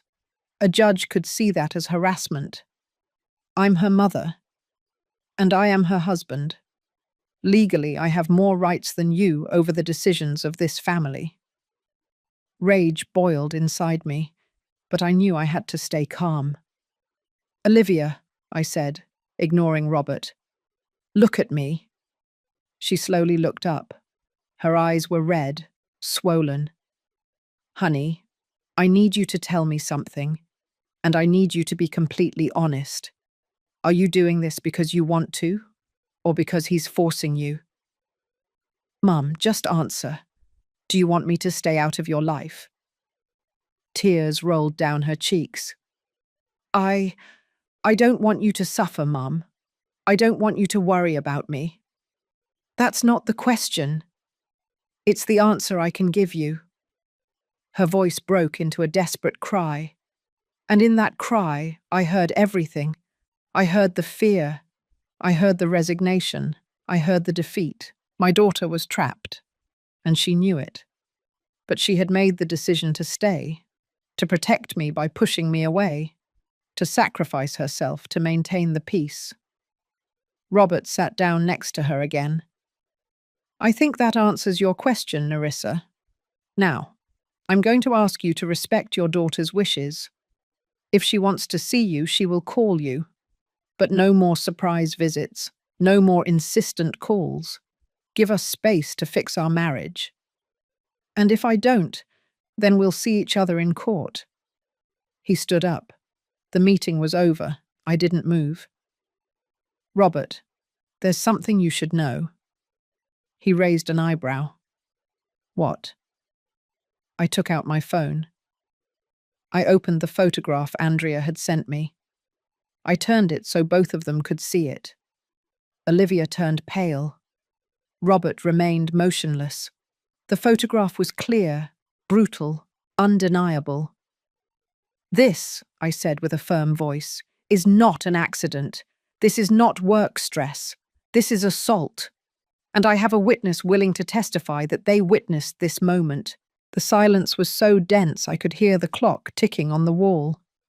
Robert looked at the photo, then at Olivia, then at me, and smiled. That frozen smile that gave me the chills. Nerissa, are you trying to blackmail me? I am showing you the truth. The truth? This is an invasion of our privacy. Whoever took this photo was in our house without permission. That is illegal. Andrea had a key. She had permission to be there. Andrea was fired for theft. Anything she says will be discredited. Theft? You didn't tell me that, Olivia. Olivia was crying silently, hugging herself. She stole money from my wallet, Robert said, and when I confronted her, she made up this ridiculous story for revenge. It's her word against mine. Who do you think a judge will believe? The evidence. What evidence? A blurry photo that could have been taken at any time, in any context, with no date, no time, nothing to prove when it was taken. There is the testimony of an employee fired for being a thief. Narissa, if you take this anywhere, I will legally ruin her, and I will sue you for defamation in the process. Do it. I don't care. You don't? And what about Olivia? Have you thought about what this would do to her? A public trial, her private life exposed, her name in the newspapers, her reputation destroyed. Is that what you want for your daughter? I looked at Olivia. She was shaking her head, terrified. Mom, no, please don't do this. Honey, please. She stood up abruptly. Delete that photo. Delete it now. Olivia, this is evidence. I don't care, she shouted. I don't want anyone to see it. I don't want this to come out. I just want it all to end. She collapsed onto the sofa, sobbing. Robert hugged her. She let him, like a broken doll. See, Narissa, you are hurting her, more harm than I ever could. His words penetrated me like venom. Was it true? Was I hurting her more by trying to save her? I looked at the photograph on my phone. Then I looked at my daughter, destroyed, and I made a decision. All right, I said slowly. I'm not going to show this photo for now. Robert smiled victoriously. I knew you would come to your senses, but I continued, raising my voice. I'm not going to delete it. I'm going to keep it. And if anything happens to Olivia, if she shows up with one more bruise, if she ends up in the hospital, if anything at all, happens to her, this photo goes straight to the police, to the media, everywhere. Do you understand? His smile vanished. That sounds like a threat. No, it's a promise. We stared at each other, two people fighting for the same woman, but with opposite intentions. He wanted to possess her. I wanted to free her. Leave, he finally said, and don't come back. If Olivia wants to see you, she will decide when and where. I stood up, put away my phone, approached Olivia, and knelt in front of her. Honey, look at me. She slowly looked up. Listen to me carefully. No matter how much time passes, no matter what he tells you, no matter what happens between us, my house will always, always be open for you. You can arrive any time, day or night, with Matthew or without him, and I will be there. Do you understand me? She nodded without speaking. I love you. Never forget that. I love you too, Mum. I hugged her. I felt her fragile bones, her trembling body, her broken soul, and I had to let her go. I had to leave her there, with him. I left that house with a broken heart. I got into my car, closed the door, and before starting the engine, I checked that the audio recording had worked. It had. Every word, every threat, every manipulation from Robert had been recorded. I didn't have the photograph as legal evidence, but I had his voice admitting that he had snapped. I had his threats. I had his pattern of control. It was something. It wasn't enough, but it was something. I drove home crying the whole way. That night, alone in my kitchen, with my mother's handkerchief on the table, I understood something.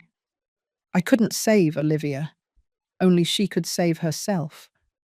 I could only be ready for when she made that decision, and in the meantime, I had to trust.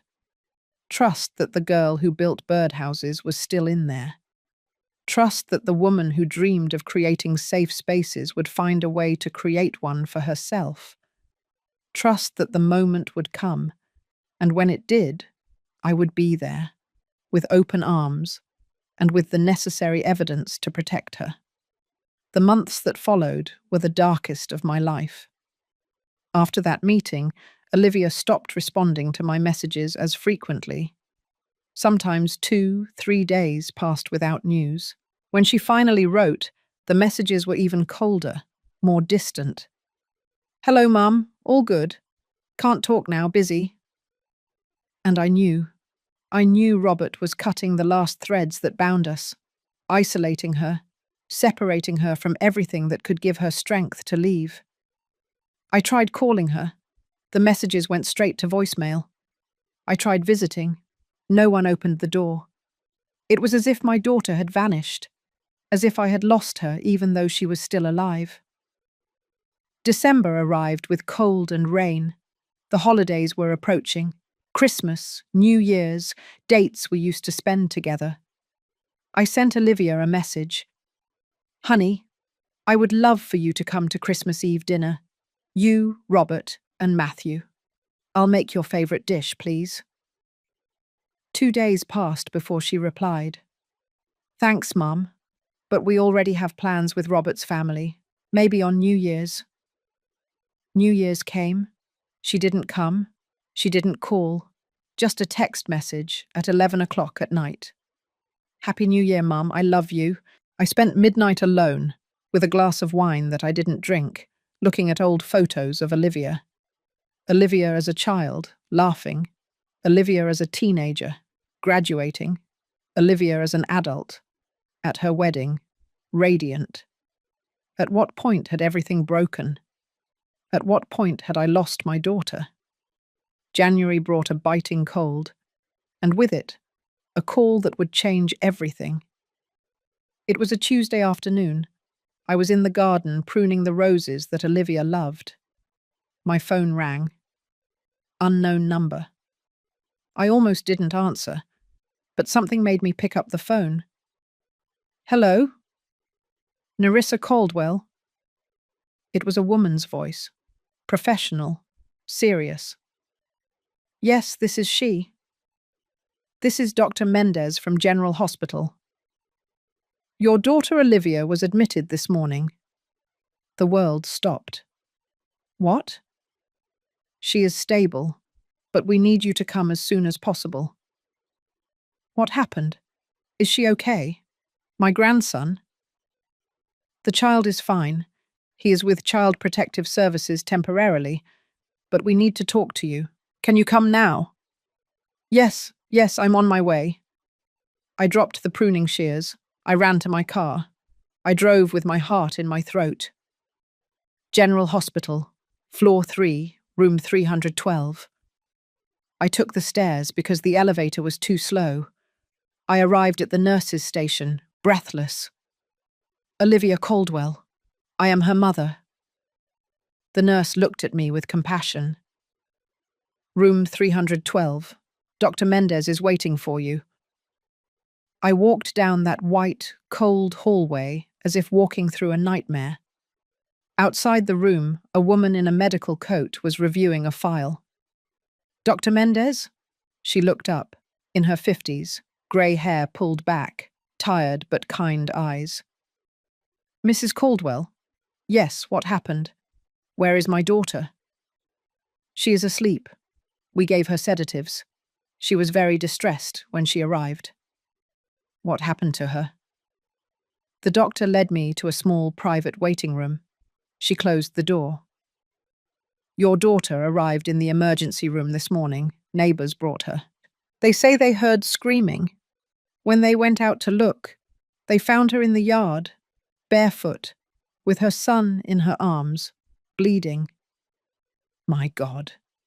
She has a fracture in her left wrist, contusions on her face, bruises all over her body, some recent, others from weeks ago, and..." The doctor hesitated. "And what?" "Marks on her neck. Someone tried to strangle her." I felt the floor disappear beneath my feet. Did he try to kill her? I can't make legal speculations, but yes, the marks are consistent with manual strangulation. Another minute and... She didn't finish the sentence. Tears began to roll down my cheeks. "Can I see her?" "Yes, but she is asleep. The sedatives will keep her that way for a few more hours." I walked into the room, and there was my daughter, in a hospital bed, connected to monitors, with bandages on her wrist, her face swollen, with purple and yellow bruises, a neck brace protecting her neck. She looked so small, so fragile, so broken. I sat next to her. I took her right hand, the one that wasn't hurt, with infinite care. "Honey," I whispered, "I'm here. I'm here now." She didn't respond. She just breathed slowly, deeply, lost in the induced sleep. I stayed there, holding her hand, crying silently.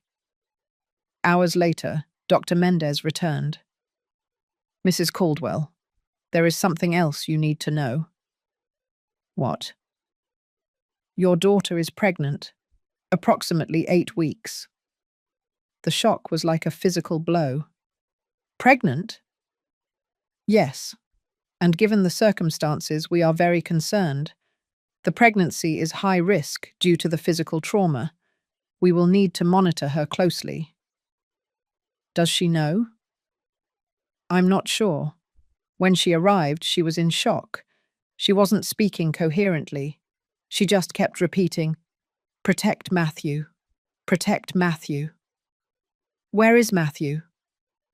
"Child Protective Services has him temporarily. He is physically unharmed, but he will need psychological evaluation.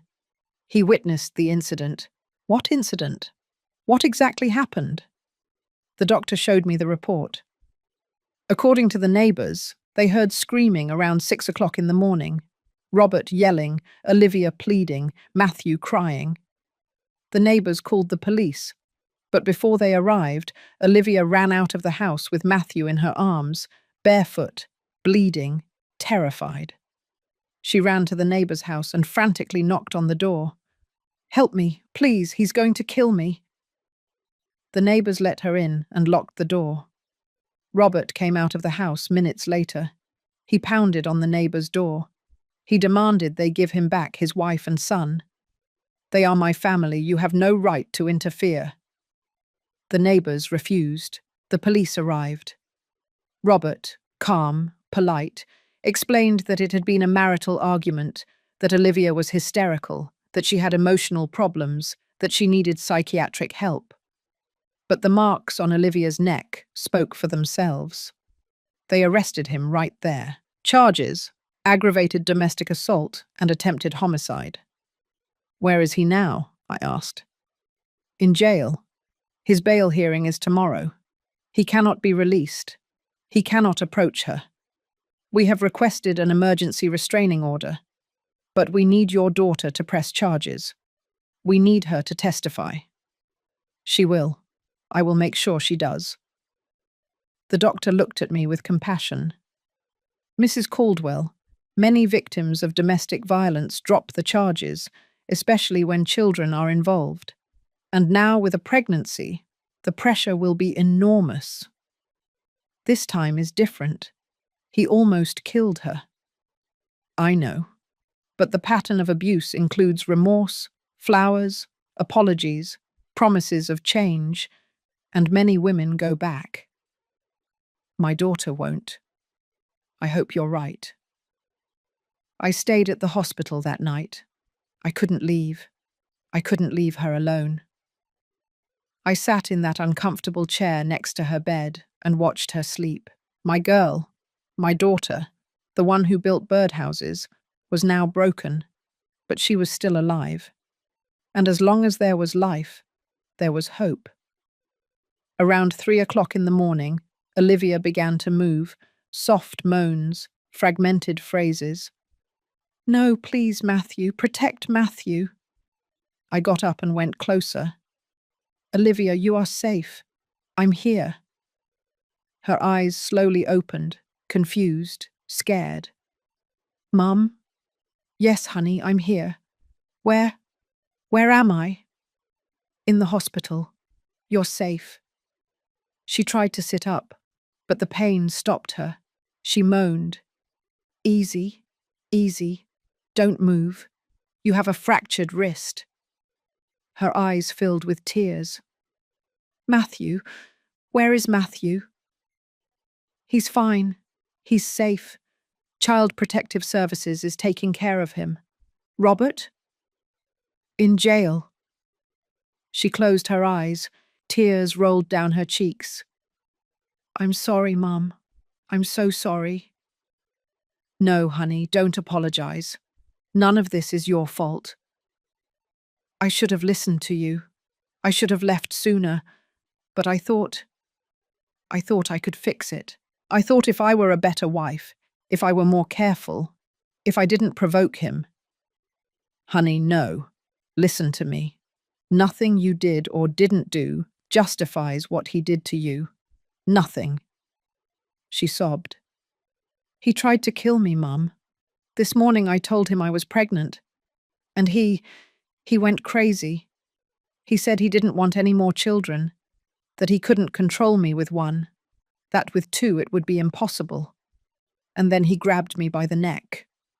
Her voice broke into a choked cry. You don't have to tell me now.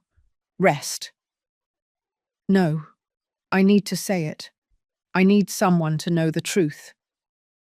She took a deep breath, despite the pain. He grabbed me by the neck and squeezed. I felt like I was dying, Mum. I saw black spots. I heard Matthew screaming. And I thought, my children are going to grow up without a mother. They are going to believe this is normal. They are going to repeat the cycle. But you didn't. You survived. He let go. I don't know why. Maybe he heard Matthew. Maybe he got scared. But he let go. And in that moment I knew that if I didn't leave that house, I was going to die. Maybe not that day, but soon. You did the right thing, honey. I grabbed Matthew and ran. I didn't even put on shoes. I just ran. And Robert came out after me, screaming, If you leave, you'll regret it. I'll take the children from you. I'll destroy you. He can't do anything to you now. Are you sure? Her voice was so small, so scared. Yes, he's in jail. There's a restraining order. And this time you are going to testify. You are going to make sure he can never hurt you again. She looked at me with eyes full of fear. What if he gets out? What if he finds me? He won't. I'm going to protect you. You are coming to my house. You, Matthew, and that baby on the way. You are going to be safe. You know about the baby? The doctor told me. New tears. I don't know if I can, Mum. I don't know if I can bring another child into this world. Not after everything Matthew has seen. Matthew is going to be fine. You are going to be fine. We are going to heal together, as a family. She clung to my hand. Do you really believe that? Yes, honey, I do. We stayed like that, hands intertwined, crying together, for the lost time, for the pain suffered, for the courage it took to leave, and for the hope that the worst was behind us. But deep in my heart, I knew this wasn't over. Robert was not one to give up easily, and the real battle was just beginning. The next day, early in the morning, a detective arrived. Detective Ramirez, in his 40s, serious gaze, notebook in hand. Mrs. Caldwell, is your daughter able to talk? Yes, but I need to be present. Of course. We went into the room. Olivia was awake, looking out the window. Olivia, this is Detective Ramirez. He needs your statement. She nodded, nervous. The detective sat down. Olivia, I know this is difficult, but I need you to tell me in your own words what happened yesterday morning. Olivia took a deep breath and began to speak. She told him everything. The years of abuse, the threats, the control, the cameras, the isolation, and finally the attempted strangulation. The detective took notes without interrupting. When she finished, he closed his notebook. Thank you, Olivia. This is enough to maintain the charges. Robert Armstrong will face trial for aggravated domestic assault and attempted homicide. Will he get out on bail? I asked. His hearing is this afternoon. We are going to argue that he is a danger to the victim. With your testimony and the medical evidence, it is probable that he will be denied bail. Probable? Not certain? It's never certain, Mrs. Caldwell, but we will do everything possible. After the detective left, Olivia looked at me. Mum, I'm scared. I know, honey. What if he gets out? What if he follows through on his threats? He won't. Not this time. I took out my phone. Do you remember the photograph I showed you months ago? She nodded. I have it. And I have the recording of the meeting at your house, where Robert threatened to sue you, where he admitted that he snapped. Everything is documented. Why didn't you tell me?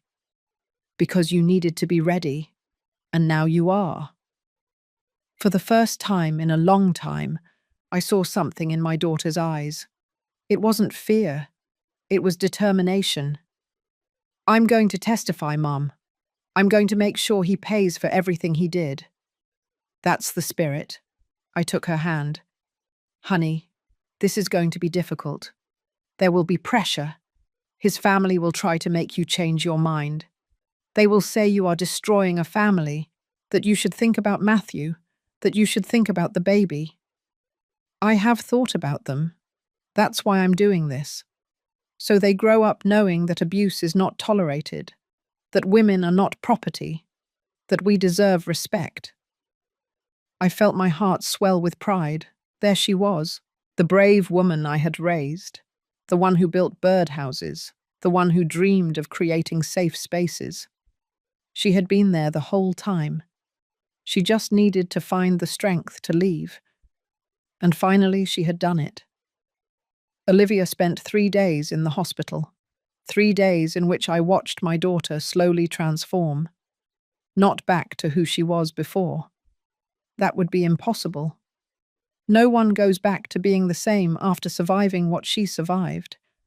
But I saw something more valuable than lost innocence. I saw wisdom. I saw strength. I saw a woman who had touched the darkest bottom and had decided to climb up. Robert's bail hearing was on Wednesday. Olivia couldn't attend. She was still hospitalized. But I went. I sat in that cold courtroom, surrounded by lawyers, relatives, people waiting for justice. And I saw him walk in, Robert Armstrong, with handcuffs on his wrists, orange prison uniform, but maintaining that arrogant posture, that look that said, "This is just a misunderstanding." His father was there, Mr. Armstrong, sitting in the front row, in an expensive suit and an indignant expression. Mrs. Susan hadn't come. I wondered if she had ever had the choice. The judge entered. We all stood up. The prosecutor presented the case: attempted homicide, aggravated domestic assault, documented pattern of abuse. Your Honor, the accused is a clear and present danger to the victim. He has the financial resources to flee. He has motive to intimidate witnesses. We request that he be denied bail. Robert's lawyer stood up, a man in his 50s, perfect tie, leather briefcase. Your Honor, my client is a respected engineer, no criminal record, strong community ties. This was an isolated incident resulting from marital tensions. My client is willing to undergo intensive therapy, to wear an electronic monitoring bracelet, to comply with any condition the court imposes. Keeping him in pre-trial detention would be excessive. The prosecutor responded immediately. Isolated incident? We have photographs of previous assaults, witness testimonies, evidence of years of systematic abuse. The accused nearly killed his pregnant wife in front of his 3-year-old son. This is not marital tension. It is criminal violence. The judge listened in silence, taking notes. Finally, he spoke. I have reviewed the file. The photographs are disturbing. The victim's testimony is consistent. The strangulation marks are clear evidence of lethal intent. My heart pounded.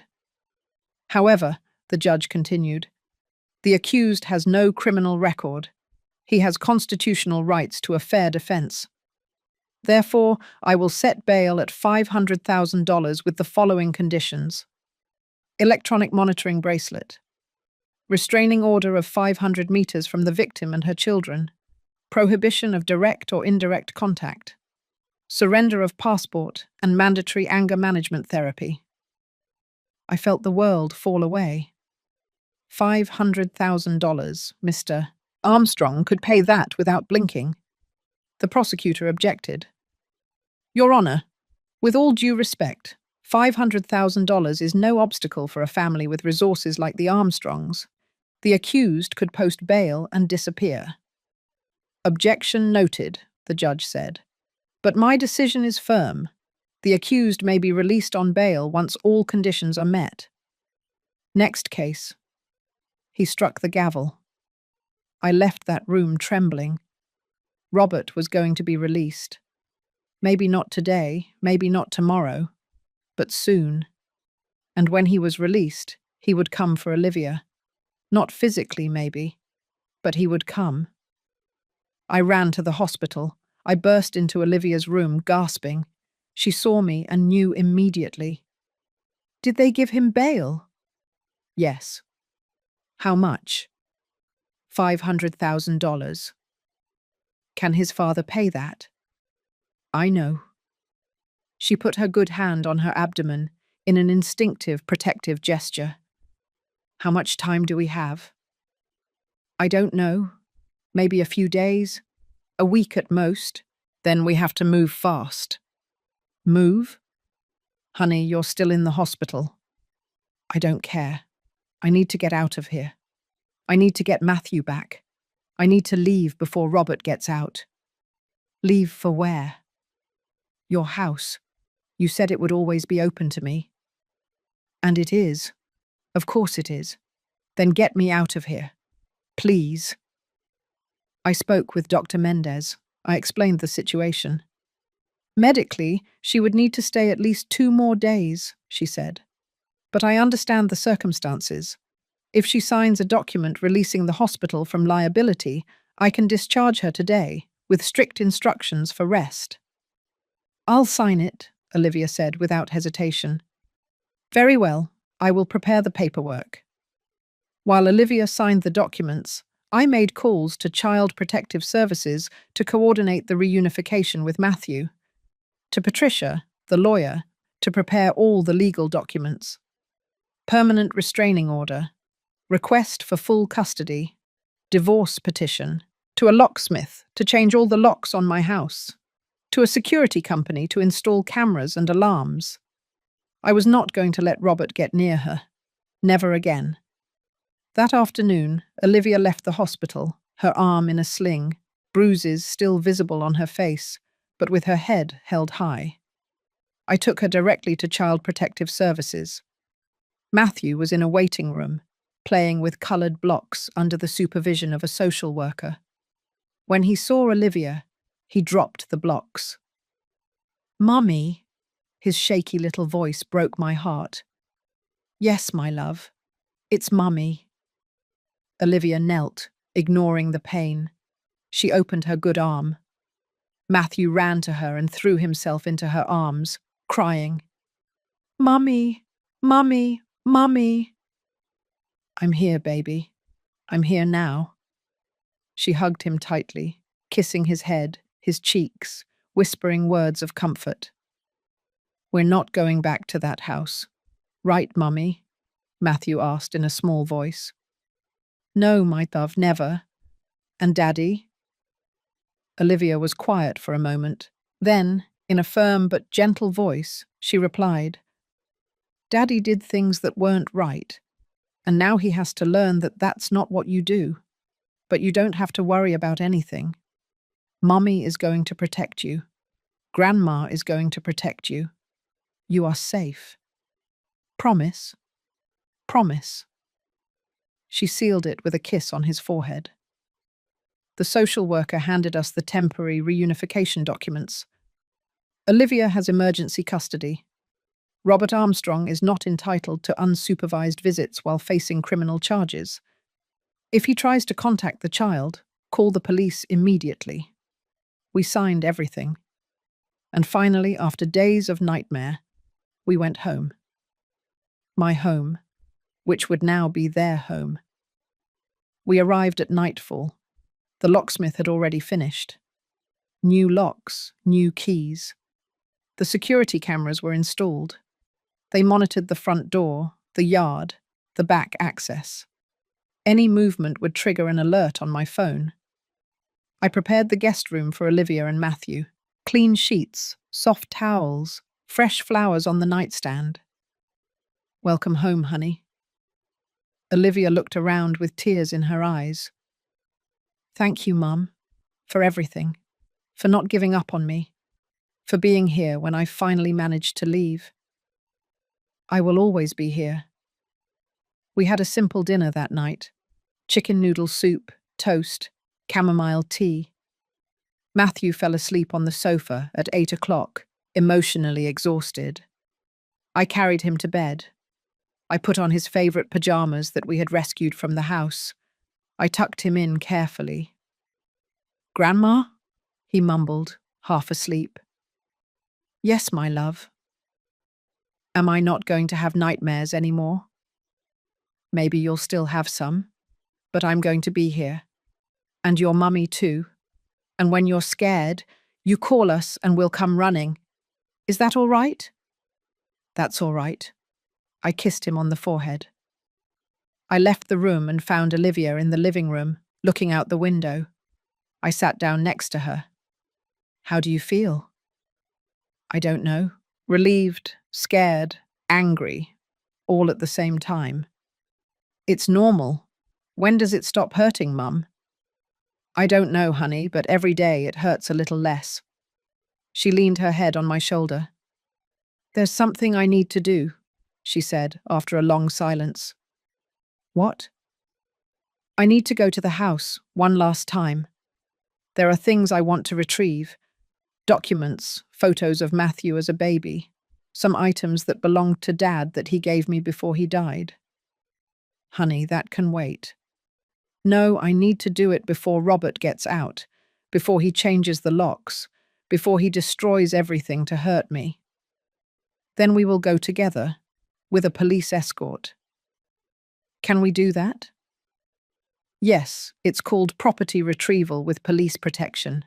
Patricia mentioned it. You can request an officer accompany you to retrieve your things. I want to go tomorrow. Are you sure? I need to close that chapter, Mum. I need to take my things out of that house and never go back. The next day, we coordinated with the police. 2 officers would accompany us at 10 o'clock in the morning. Olivia had a list. Personal documents, birth certificates, photo albums, Matthew's clothes, some jewellery that had been my mother's and that I had inherited to her, the architectural drawings she had done years ago. We will only have 1 hour, the officer warned us. Take the essentials, no large furniture. We arrived at the house, that beautiful house with the perfect lawn and fountain at the entrance, that house that had been her prison. Olivia stayed in the car for a moment, looking at it. Are you ready? I asked. Yes. The officers opened the door with Olivia's key. We walked in. Everything was exactly as she had left it the morning of the emergency. Dishes in the sink, Matthew's toys on the floor, a half-finished cup of coffee on the table, as if time had stopped. Olivia walked slowly through the house, touching the walls, the furniture. I thought this house was my dream, she whispered, but it was my nightmare. We went up to the master bedroom.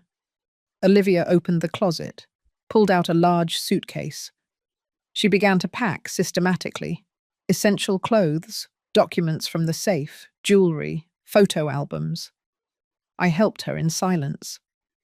Then she found something, a shoebox hidden at the back of the closet. She opened it. Inside were more photographs, photographs that she herself had taken of her injuries over the years. 10s of them, bruises, cuts, marks, each one dated on the back in shaky handwriting. January 15, 2022. He pushed me against the door. March 3, 2022. He pulled my arm hard. July 28, 2022. He slapped me when I contradicted his father. Meticulous documentation of her own suffering. Honey, why did you keep all this? Because deep down I knew I would need it someday, that someday I would have to prove it. I don't know.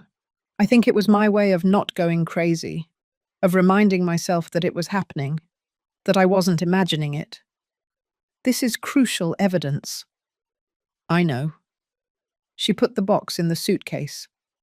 We went downstairs to the living room. On the table was an envelope with Olivia's name written in Robert's handwriting. She took it with trembling hands. She opened it. Inside was a letter. She began to read it aloud, but her voice broke. I took the letter and read. Olivia, I know you're angry. I know you hate me now, but you need to know that everything I did was out of love, because I love you too much, because I can't live without you. Yes, I was wrong, I admit it. I lost control, but you provoke me too. You drive me crazy with your attitude, with your defiance, with your disobedience. If you had been the wife you promised to be, none of this would have happened. But there is still time. We can fix this. Drop the charges. Come home. We can go to therapy together. We can start over. Think about Matthew. Think about our baby. Do you really want them to grow up without a father? Do you want to destroy our family?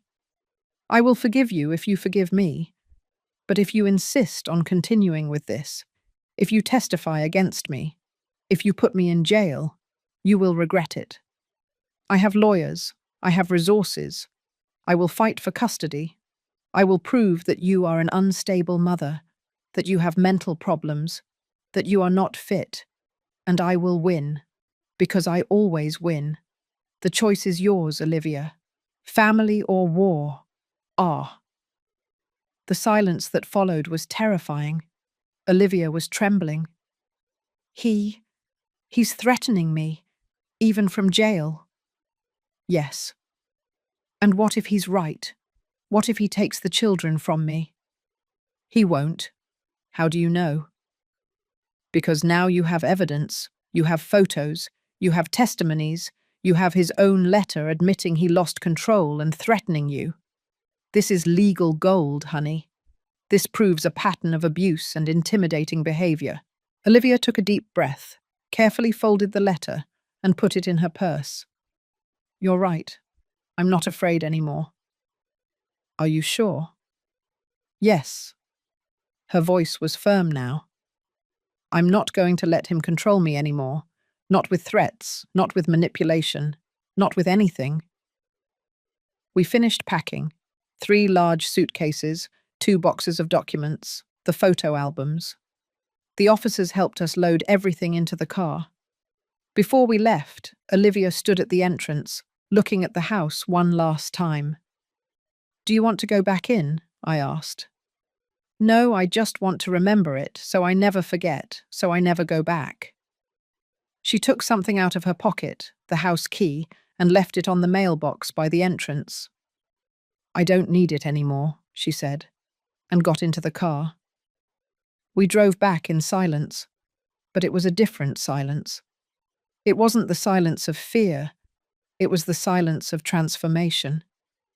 My daughter had entered that house as a victim for the last time, and had left as a survivor. That night, while Matthew slept and Olivia rested, I received a text from Patricia. Narissa, Robert posted bail. He gets out tomorrow. I felt a chill, but immediately sent another message. We are ready. Let him come. We are not afraid of him anymore. And it was true, because this time we had something he didn't expect. Evidence, determination, and the truth on our side. Justice would be slow, but it would arrive. Robert was released from jail on a Friday afternoon. I knew because the security cameras at my house captured an unknown car passing slowly in front of the entrance. 3 times. It didn't stop. No one rang the doorbell. No one got out. But the message was clear. I know where you are. Olivia saw the recordings and turned pale. He's violating the restraining order. Technically, no, Patricia explained over the phone. The order specifies that he cannot come within 500 meters. If he just drove down the street without stopping, he's in a grey area. Grey area? He's intimidating us. I know, but we need more solid evidence. For now, document everything. Every suspicious car, every strange call, every movement. And so we did. For the following weeks, we lived in a state of constant alert. Every noise made us jump. Every passing car made us nervous. Matthew had nightmares every night. He woke up screaming, looking for his mother. Olivia slept with him, hugging him, whispering that everything would be all right. But I saw the exhaustion in her eyes, the weight of living in fear. Then the messages began, not directly to Olivia. That would have clearly violated the restraining order, but through other people. His mother, Mrs. Susan, called her one day. Olivia put the phone on speakerphone so I could listen. Olivia, please, Robert is destroyed. He's not eating, he's not sleeping, he's just crying. Mrs. Susan, with all due respect, your son nearly killed me. It was a mistake, a terrible mistake. But he regrets it. He's going to intensive therapy 2 times a week. He's taking medication. He's doing everything he can to change. I'm glad he's getting help, but that doesn't change what he did. Olivia, think about your children. Matthew needs his father, and that baby you're expecting will need him too. My children need a living mother, and that's what I'm going to give them. Don't be cruel, Olivia. Don't destroy my son's life over a moment of weakness. A moment? It was years, Mrs. Susan. Years of abuse that you saw and never said anything about. Silence on the other end of the line. Because I know what marriages are like, Mrs. Susan finally said in a broken voice. I know that sometimes men lose control, but a good wife knows how to manage them, how to calm them down, how not to provoke them. Listen to what you are saying. You are justifying the violence. I am being realistic. That's the way the world is, Olivia. If all women reported their husbands, no family would remain intact. Then maybe it's time for the world to change. Olivia hung up, trembling with rage. 50 years, she said. 50 years of believing that abuse is normal, that it's her fault, that she has to endure it. And that's why what you are doing is so important, I told her. You are breaking the cycle. The days passed. The trial approached. The prosecutor kept us informed of the process. Robert's legal team is seeking a plea deal. They offer to reduce the charges to simple assault in exchange for Olivia withdrawing the testimony about the attempted homicide. No, Olivia replied without hesitation. No deals. I want a full trial. Are you sure? The trial will be public. The media will be present. Your private life will be exposed. Let them expose it. Maybe that way other women will find the courage to leave. I felt so proud of my daughter in that moment. But Robert wasn't sitting still. He started a social media campaign. Not directly, of course. That would also violate the restraining order. But his friends, his family, began posting messages supporting Robert Armstrong in these difficult times. A good man being destroyed by false accusations. Justice for Robert. They posted photos of him with Matthew, old videos of family birthdays, images that made him look like the perfect father, the loving husband. The narrative was clear. Olivia was the villain, the liar, the one who was destroying a perfect family. Some strangers began sending Olivia messages. Shame on you. You are a bad mother. You are taking the father away from your children on a whim. Olivia read every message with tears in her eyes. Mum, what if they're right? What if I'm being selfish? No. Listen to me. Those people don't know what you lived through. They didn't see the marks. They didn't hear the threats. They didn't feel his hands on your neck. You know the truth. And that's all that matters. But Matthew asks about his father. He says he misses him. It's normal, but with time he will understand. He will understand that what you did was out of love, to protect him. One night, 2 weeks before the trial, I received a call. It was Mr. Armstrong. Nerissa, we need to talk. I have nothing to talk about with you. It's about the future of my grandson. I hesitated, then accepted. All right, tomorrow, in a public place. I choose where. Whatever you want. We met at a coffee shop in broad daylight, with people around. Mr. Armstrong arrived alone, without his wife, without lawyers. He looked older than I remembered, tired, defeated. He sat across from me. Thank you for coming. What do you want, Mr. Armstrong? I want us to talk like reasonable people, without lawyers, without judges, just you and me.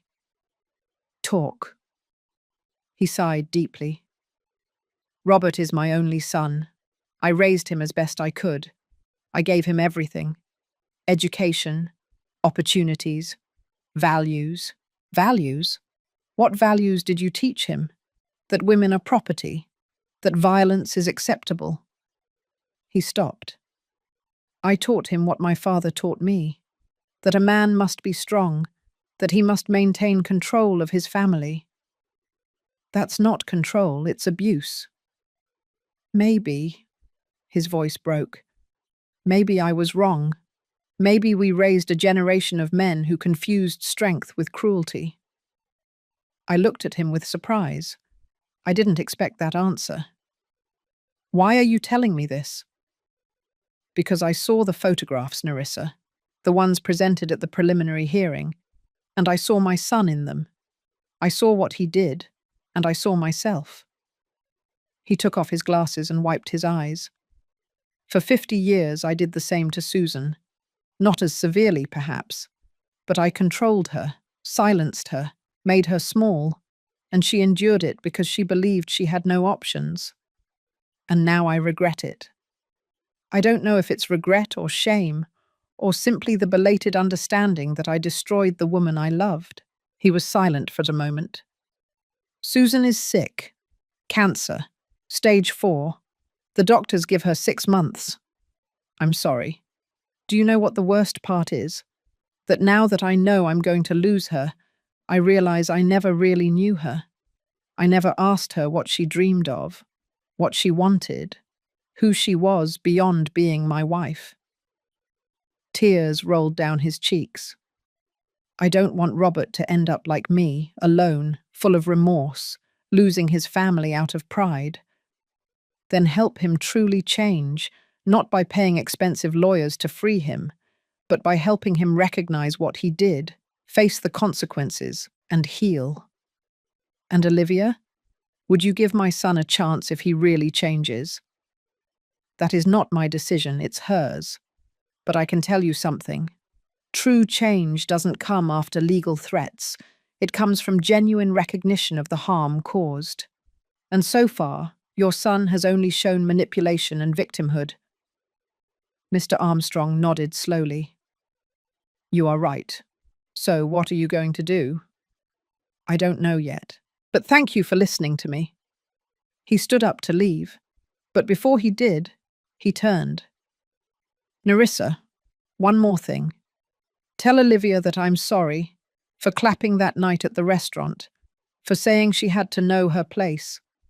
I am ashamed of those words now. Tell her yourself, in a letter, without demands, without manipulation, just an honest apology. I will. and he left. I told Olivia about the conversation. "Do you think he's sincere?" she asked. "I don't know, but at least it's a start. At least he recognized that something is wrong." 2 weeks later, the day of the trial arrived. The room was full. Press, family members, curious onlookers. Robert walked in wearing an impeccable suit, his hair neatly combed, a serious but controlled expression. Olivia walked in wearing a simple blue dress, without excessive makeup, without trying to hide anything. The marks on her face had already healed, but the invisible scars remained. The trial lasted 3 days. The prosecutor presented devastating evidence. The photographs Olivia had kept for years. The testimony of Andrea, the sitter. The medical reports from the hospital. The audio recording where Robert threatened to take the children from her. The intimidating letter he left at the house. And finally, Olivia's testimony. She took the stand with her right hand on the Bible. "Do you swear to tell the truth, the whole truth, and nothing but the truth?" "I swear." And she told her story, without crying, without drama, just the truth. Years of progressive abuse, economic control, social isolation, physical and emotional violence. The moment she felt his hands on her neck and thought she was going to die. The room was absolutely silent. Some reporters were crying. The jury listened with grave expressions. And Robert kept his gaze lowered. His lawyer tried to discredit the testimony. "Isn't it true that you provoked my client?" "No." "Isn't it true that you were also violent?" "Never." "Isn't it true that you are lying to gain an advantage in the divorce?" "I am not lying, and I don't need to lie. The truth is enough." The lawyer couldn't break her. Then it was Robert's turn to testify. He took the stand confidently. But when the prosecutor began to question him, something changed. "Mr. Armstrong, do you recognize these photographs?" He showed him the images of Olivia with bruises. "Yes." "Did you cause these injuries?" Silence. "Mr. Armstrong, answer the question." I lost control sometimes." "Did you lose control, or did you choose to be violent?" It was the stress, the pressure of work. She didn't understand."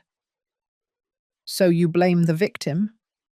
"No, I take responsibility for my actions." "You do? Is that why you sent this letter threatening her?" He showed him the letter. Robert turned pale. "I was angry." "You were intimidating a witness. That is a federal crime." His lawyer stood up. "Objection." "Overruled. The witness will answer." Robert was falling apart in front of everyone. And I realized something. Abusers are only brave when they have power. When that power disappears, only cowardice remains. The jury deliberated for 6 hours. When they returned, their verdict was unanimous. Guilty of aggravated domestic assault. Guilty of attempted homicide. Guilty of witness intimidation. The sentence was handed down 2 weeks later. 8 years in prison. No possibility of sentence reduction. Permanent restraining order. Loss of custody. Supervised visits only if Matthew, when he grows up, wishes to have contact. Robert listened to the sentence without expression. Then, just before he was handcuffed, he turned toward Olivia. "Someday you will understand that everything I did was because I loved you too much." Olivia looked him directly in the eyes, and with a firm, clear voice, without trembling, she replied, "Love doesn't hurt. What you felt was not love. It was possession. And I will never again allow anyone to confuse the two things for me." Those were the last words they exchanged. They led him out of the room, and Olivia breathed. For the first time in years, She breathed without fear. Outside the courthouse, the media waited. Olivia gave a brief statement. My name is Olivia Caldwell. For years, I was a victim of domestic violence. I kept silent out of shame, out of fear, out of believing it was my fault. Today I am here, alive, because I finally found the courage to leave, because I had my mother supporting me, because I understood that my children deserved to see a strong mother, not a destroyed one. If there is a woman listening to me now who is in a similar situation, you are not alone. It is not your fault. And yes, you can get out. It's hard. It's terrifying. But it's possible. And it's worth it. The cameras captured everything. The next day, her testimony was national news. We Are Olivia became trending. Thousands of women shared their own stories. Many found the courage to report. Shelters reported an increase in calls for help. My daughter had become a symbol. She didn't seek it, but she accepted it with dignity. The months passed. Olivia gave birth to a girl. She named her Valentina for the bravery she finally found. Matthew started therapy. Slowly, the nightmares subsided. He laughed again, played again, became a child again. Mr. Armstrong kept his word. He sent a letter apologizing. And more importantly, he stopped publicly defending Robert. He focused on caring for Mrs. Susan in her last months. When she passed away, Olivia attended the funeral. Not for Robert, but for that woman who had lived 50 years in silence, because she too had been a victim. And a year after the trial, something extraordinary happened. Mr. Armstrong published an article in the newspaper. It was titled, "A Father's Letter to His Son in Prison." In it, he publicly acknowledged how he had raised Robert with toxic values, how he had normalized control and domination, how he had applauded abuse, believing it was discipline. I was wrong, he wrote, and my son paid the price. But more than anyone, the women around us paid it, to all fathers. Teach your sons that true masculinity is not domination. It is respect. It is empathy. It is recognizing when you are wrong and having the courage to change. The article went viral, and Olivia, reading it, cried. Not out of sadness, but out of hope. Because if a man in his 70s could recognize his mistake, if he could change his perspective after a lifetime, then there was hope for the new generations. Do you think Robert will ever change? Olivia asked me one night while breastfeeding Valentina. I don't know, honey. Maybe yes, maybe no. But it is no longer your responsibility to save him. I know. I just hope that someday he truly understands the harm he caused, not for me, but for Matthew, so that if they ever meet again, it will be as different men. It could be. And if not, she kissed Valentina's head. At least my children will grow up knowing that abuse is not tolerated, that women deserve respect, that true love doesn't hurt. That's the best revenge, I told her, breaking the cycle. She smiled, and in that smile I saw everything she had lost and everything she had gained. Because justice is not always quick. But when it arrives, it restores more than legality. It restores dignity, it restores hope, it restores the belief that good, eventually, prevails. And that those who cause pain, eventually, face the consequences of their actions. Not out of revenge, but out of balance, out of natural karma. Because that's how the universe works. What you sow, you reap. And Robert had sown violence. Now he was reaping loneliness, rejection, and the weight of his own decisions. While Olivia had sown bravery, and she was reaping peace. 3 years have passed since that night in the restaurant. 3 years since I stood up from that table, and decided that the silence was over. Today is Sunday. The sun comes through my kitchen window, illuminating the table where Matthew is drawing with crayons, while Valentina, 2 years old, tries to steal his colours. Olivia is making coffee.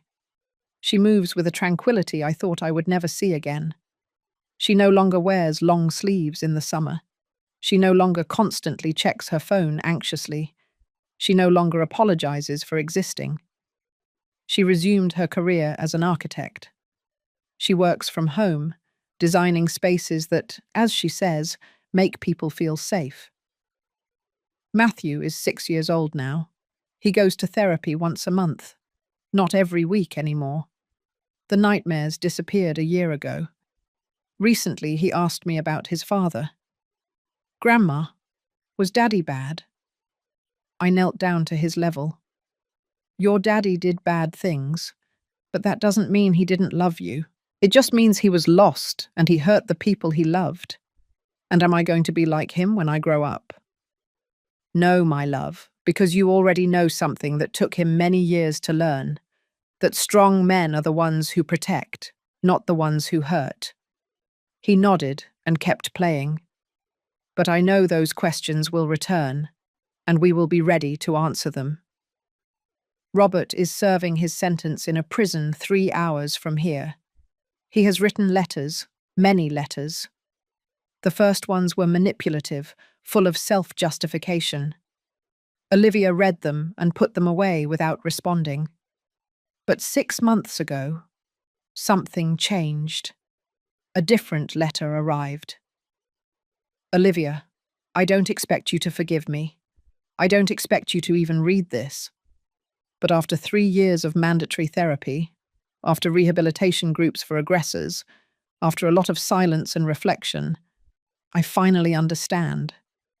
I understand that what I did to you wasn't love. It was control. It was abuse. It was the result of believing I had rights over you. I was educated to think that being a man meant dominating. And when you showed strength, I saw it as defiance, as a threat. I was wrong. I'm not asking you for anything. I don't expect another chance. I don't want you to come back or to forgive me. I just want you to know that I take complete responsibility for the harm I caused, and that if someday, when Matthew is older and wants to meet me, I will be honest with him about my mistakes, so he learns from them, so he doesn't repeat them. I wish you peace. Ah."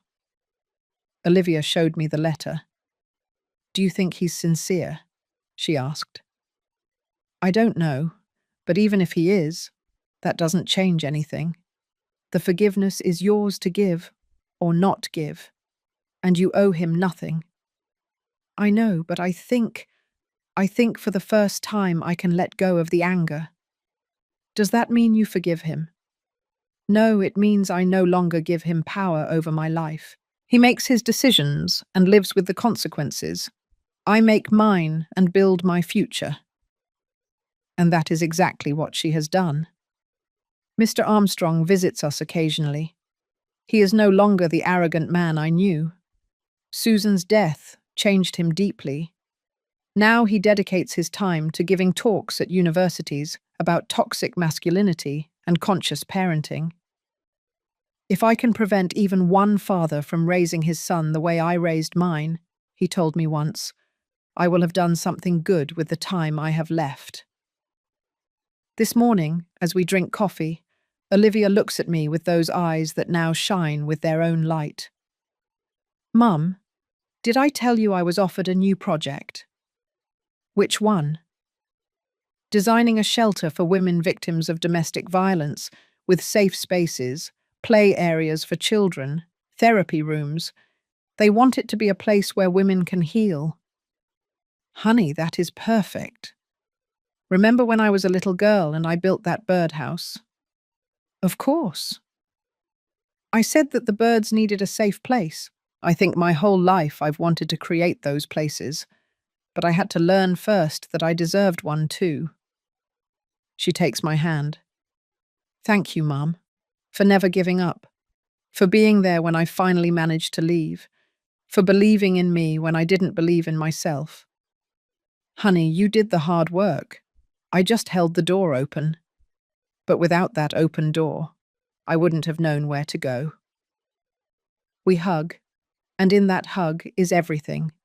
The pain of the past, the strength of the present, the hope for the future.